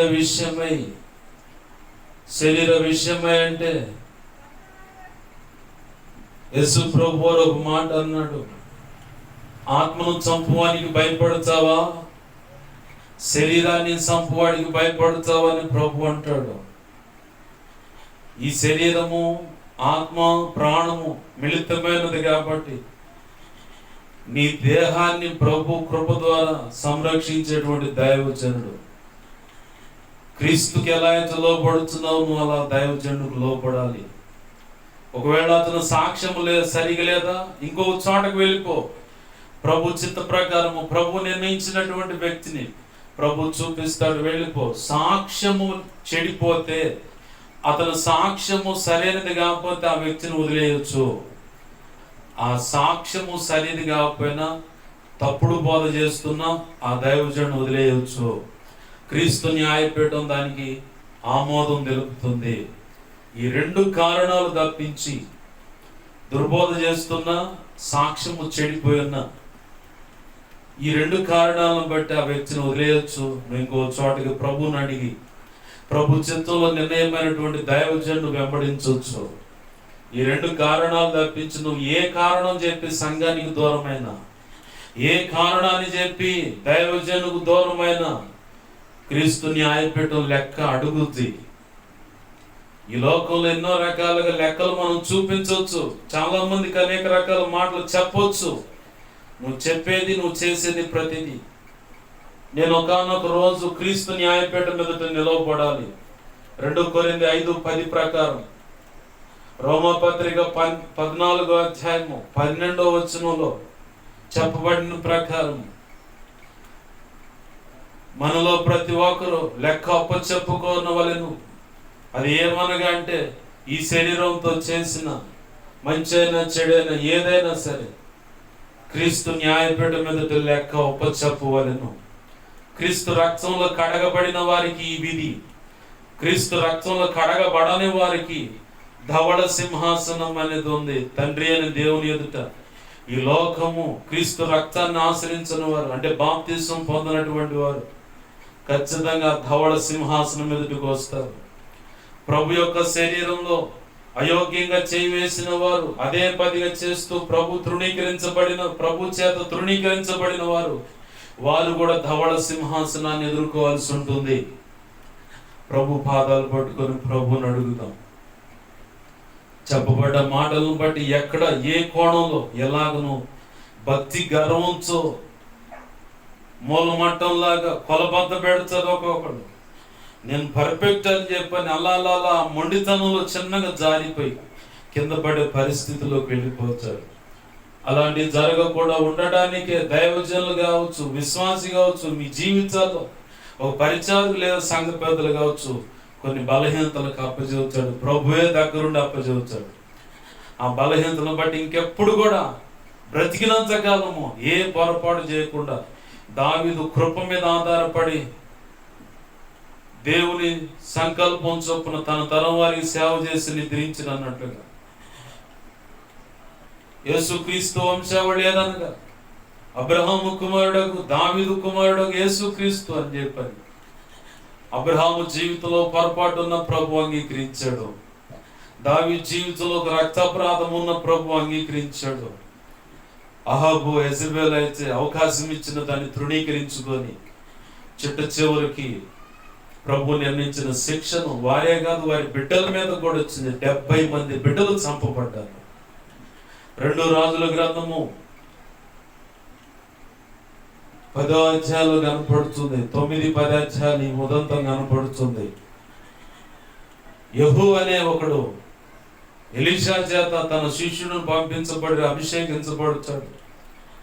యెహూ ఖడ్గాన్ని తప్పించుకున్న వారు ఎలీషా ఖడ్గము వధింపబడతారన్నట్లుగా యెహూ అనేవాడు వచ్చి అంటాడు, అహాబు యెజబెల్ యొక్క బిడ్డలు పెంచబడుతున్న ఆ ప్రాంతానికి వచ్చి అంటాడు, మీ దగ్గర అహాబు యెజబెల్ పిల్లలు 70 మంది ఉన్నారు. వాళ్ళ తలలు తెగనరికి గంపలో పెట్టి నాకు దగ్గరకు తెచ్చారా సరే, లేదంటే మీరు మొత్తం చేస్తారని చెప్పారంగానే ప్రాణ భయంతో 70 మంది తలలు నరికి గంపలో పెట్టి పెట్టారు. అహాబు యెజబెల్ చేసిన పొరపాటు, చిన్న పొరపాటు ఏంటది? ఒక పొలం ఇవాళ సేవకుడా ఎవరైనా సేవ విషయంలో ఇలా చిన్న సేవ విషయం నువ్వు ఎందుకు పరితపిస్తున్నావు? నువ్వు కావాలనుకుంటే ఇంకా ఇవ్వడా నా ప్రభు? ఇవ్వడా? ఖచ్చితంగా ఇస్తాడు. కానీ అది లేకుండా చేయాలంటే అహాబు యెజబెల్ శాపాన్ని బిడ్డల మీద కూడా తెచ్చి పెట్టుకున్నారు. చరిత్రహీనులుగా మారిపోయారు. ఈ బ్రతుకు అవసరమా? దావీదు మళ్ళీ పొరపాటు జరిగింది, ప్రభు పాదాలు పట్టుకున్నాడు, శిక్ష అమలు వచ్చింది.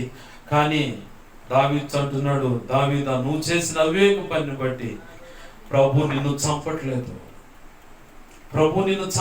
అని చెప్పన్నాడు. నువ్వు తప్పించబడ్డావు, కానీ శిక్ష వస్తుంది అన్నాడు.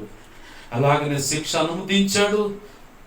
దావీదు బ్రతికినంత కాలం పశ్చాత్తాపంతో తగ్గించుకొని కృప మీద ఆధారపడి ప్రభులో కొనసాగితే అబ్రహాము కుమారుడు దావీదు కుమారుడు యేసుక్రీస్తు వంశావళి అని రాయబడింది. అపోస్తలుల కార్యం 13వ అధ్యాయంలో దావీదు దేవుని సంకల్పం చొప్పున తన ముందున్న తరం వారికి సేవ చేసి నిద్రించిందని ఉంటుంది. తన జీవితంలో అంత పొరపాటు ఉంటే ఈ మాట ఎందుకు రాస్తున్నాడు? పరిశుద్ధాత్మ దేవుడు అర్థం చేసుకోలేవా? పొరపాటును బట్టి దిద్దుకో. ఇంకెన్నడూ నా బుద్ధిహీనమైన పనికి తెగవచ్చక, అది సేవ విషయం కావచ్చు, సంఘం విషయం కావచ్చు, విశ్వాస విషయం కావచ్చు, పొరుగుని భార్య కావచ్చు, స్థలం కావచ్చు, ధనం కావచ్చు, బంగారం కావచ్చు, ఏదైనా కానీ ప్రభు పాదాలు పట్టుకున్నట్టుగా యా బుద్ధిహీనంగా ఇప్పటి వరకు బ్రతికాను. నన్ను క్షమించు ప్రభువా, నన్ను క్షమించు ప్రభువా. నా పట్ల నీ ప్రణాళిక ఏంటో తెలుసుకోకుండా మొదటిగా అడుగులు వేసి బుద్ధిహీనంగా బ్రతికాను. తెలిసి కూడా ఇదిగో మొండితనంగా నువ్వు నీ చిత్తానుసారంగా తీసుకెళ్లాలని ఆశపడుతుంటే కాదని నా మొండితనాన్ని బట్టి ఇప్పుడు ఎంతో సమయం నష్టపోయానయ్యా. ఎంతో సమయం, ఎన్నో రోజులు నీ పని జరగకూడదు, నీ పని నేను చేయకుండా నష్టపోయాను ప్రభువా. నన్ను క్షమించయ్యా, నన్ను క్షమించేయండి. ప్రార్థన చేద్దాం. నువ్వు ఇంతవరకు నష్టపోయాను అనుకుంటున్నావు. ఈ నష్టపోయిన ఈ సమయాన్ని కూడా ప్రభువుకు అనుకూలమైన పనిగా నేను చెప్పగలుగుతాను. అయ్యా, ఒకప్పుడు నేనేదో కావాలని 8 సంవత్సరాలు నేను నష్టపోయానయ్యా, నువ్వు అలా నష్టపోమాకని నేను సాక్ష్యం ఇవ్వగలను. పాడైపోయిన 8 సంవత్సరాలు, కానీ అనేకుల బ్రతుకులు పాడైపోకుండానట్లుగా ఈ సాక్ష్యం నా ప్రభు ఉపయోగపెట్టుకుని ఎందరో జీవితాలను వెలిగిస్తూ ఉన్నాడు. ప్రభు కొరకే మళ్ళిస్తూ ఉన్నాడు. నీ జీవితంలో అయిన నష్టాన్ని కూడా నా ప్రభు ఇలాగనే ఆయన అనుకూలమైన దీవెనగా మారుస్తాడు, అనేకులకు ఆశీర్వాదకరంగా మారుస్తాడు. ఈ పొరపాటును బట్టి ఇంకెన్నడూ నా పొరపాటులోకి వెళ్ళకుండా నీకు బుద్ధి నేర్పుతాడు. ఆల్రెడీ బుద్ధి నేర్పాడు. ప్రభు పాదాలు పట్టుకొని ప్రార్థన చేద్దాం. ప్రార్థన. ప్రేమగల మా కన్న తండ్రి యేసయ్యా, నీకు వందనాలు, కృతజ్ఞతాస్తుతులు. చెప్పబడ్డ వాక్యాన్ని బట్టి నీకు కృతజ్ఞతాస్తుతులే. నీవు ఇచ్చిన శ్రేష్టమైన దేవ వాక్య ఉపదేశాన్ని బట్టి నీ కృతజ్ఞతాస్తుతి ఘనత మహిమ ప్రభావం చెల్లిస్తున్నాం. అయ్యా కనికరించండి. ఎంతమంది నీ బిడ్డలు ఈ వాక్యం విని వారి బ్రతుకులు మార్చుకొని నీ పాద సన్నిధిలో సాగిలపడి ఉన్నారు, ఒక తీర్మానానికి వచ్చున్నారు. నీ బిడ్డలను అంగీకరించు, నీ కృప చేత నువ్వు అనుకున్న కార్యం వారి జీవితాల ద్వారా జరిగించు. నువ్వు మాత్రం వారిని ఉపయోగపెట్టుకొని జరిగించున్నావు. నువ్వు మాత్రం మహిమ పొందమని నీ వాక్యాన్ని హెచ్చించుకుంటున్నావు, నీ నామాన్ని కనపరుచుకుంటున్నావు. నాకు మాకు మా మీద ఇంకెవరికైనా కళల నిధుల దర్శన స్వప్నాలు చూపించబడ్డ సమస్త చీకటి శోధన ప్రభావం యేసు నామములో నీవు నాకు ఇచ్చిన అధికారం చొప్పున వాడినాడు ప్రభువుని బంధించి లయపరుస్తున్నావు తండ్రి. బంధించి లయపరిచిన నీ కృతజ్ఞతాస్తుతులయ్యా. నాకు మాకు మా మీద ఇంకెవరికైనా కళల నిధుల దర్శన స్వప్నాలు చూపించబడ్డ సమస్త మంచి కళలు, మంచి దర్శనం, మంచి స్వప్న నిధులు వచ్చిన సమస్త మంచి యేసు నామములో త్వరపెట్ట జరిగేలా చేసి నెరవేర్చు తండ్రి. యేసు నామములో త్వరపెట్టి జరిగేలా చేసి నెరవేర్చిన నీ కృతజ్ఞతాస్తుతులు మాత్రం కనికరించండి. నీ కృప ద్వారా గొప్ప కార్యాలు జరిగించడం మాత్రం మహిమ పొందమని. అయ్యా, సోమవారం జరిగే ఎలక్షన్లో మీరు తోడేయండి, గొప్పగా చక్కగా జరిగించు. ఆదివారం ఆరాధనలో మీరు తోడే ఉండండి. ముందున్న శనివారం అంతట్లో ఎక్కడెక్కడ నీ చిత్త ప్రకారం నీ పనిలో ఉండాలో అది నీ ప్రకారంగా జరిగించండి. అలాగే ఇదిగో ప్రభువా, మందిర పై కప్పు భాగాన్ని బాగు చేయించుకోవాలి. అయ్యా, ఇదిగో నిన్న 7వ తారీఖు జరిగిన గాలి వల్ల, దేవా వర్షం వల్ల అయ్యా ఇదిగో తండ్రి మందిరం పై కప్పు భాగం అంతా పాడైపోయింది. అయ్యా, నీ సెలవైతే నీ చిత్త ప్రకారం, నా దగ్గర ఏమి లేవు అయ్యా, నీ పాదాలు పట్టుకొని అడుగుతున్నాను. నీ చిత్త ప్రకారం ఎవరితో మాట్లాడుతావు, ఎటు నుంచి ఏ సహాయం అందిస్తావు, అది నీ చిత్తం ప్రభు. నీ కృప ద్వారా సహాయం అందించమని ఆ మందిరము దేవా మునుపుడి కంటే ఇంకా గొప్పగా దేవా నీకు నచ్చిన రీతిగా దాన్ని దేవ సమస్తం సిద్ధపరిచి అలంకరించి దేవా నీ కొరకు దేవా సిద్ధపరచునట్టు, నీ పని కొరకు సిద్ధపరచునట్టు సహాయం చేయమని, నీ కార్యము జరిగించమని. ఎవరైనా సహాయపడుతుండే, ఎవరైనా అడ్డుపడుతున్నా, గుప్పెడు బిగబట్టి ఉన్నా ప్రభా దర్శించు, క్షమించు, నువ్వు అనుకున్నట్లుగా కార్యం జరిగించు. నువ్వు మాత్రమే మహిమ పొందమని మా ప్రియుడును మా రక్షకుడైనా యేసయ్య ఉన్నతనంత శక్తి గల నామమున అడిగి వేడుకొని ప్రార్థించి సమస్తం పొందుకు నేను మహిమపరుచుకుంటూ నీ కృపాస్తాలు నన్ను మమ్మల్ని అప్పచెప్పున్నావు మా తండ్రి. ఆమేన్. ఇప్పుడు మన తండ్రి అయిన దేవుని ప్రేమయు, ఆయన ప్రియకుమారుడైన యేసుక్రీస్తు వారి కృపయు, పరిశుద్ధాత్మ దేవుని అన్యోన్య సహాయ సహవాసం సమకూడిన, అలాగే శబ్దంతరాల ద్వారా విన్నా, సెల్ ఫోన్ ద్వారా విన్నా, అలాగే ఈ వీడియో ద్వారా వింటున్నా, ఇక ముందు వినబోతున్నా, అలాగే సార్వత్రిక సంఘంలో సకల పరిశుద్ధులందరికీ నిత్యత్వము చేరు పర్యాంతంలో సదాకాలము తోడే ఉండి ప్రభు ఆశించిన విధేయులైన దాసులుగా ప్రభువుకు మొదటిగా, ఆ తర్వాత పైనున్న నాయకులు, భూమి మీద ప్రభు ఏర్పరిచిన వారికి ఆ నాయకులు కూడా విధేయతగా ప్రభువుకు లోబడిన రీతిగా వీరికి కూడా లోబడి ప్రభు మహా ఉచిత కృప పొందుకొని ధన్య జీవులుగా మారి ఆయన గొప్ప సేవ చేసి ఆయన నామని మహిమపరిచే పాత్రలుగా త్రియేక దేవుడే మనకు తోడై ఉండి ఆ రీతిగా జరిగించునుగాక. ఆమేన్. యేసు రక్తమున గీంచి, ప్రభేసు రక్తమున గీంచి, ప్రభేసునామం సంపూర్ణమైన విజయం కలుగునుగాక. ఆమేన్.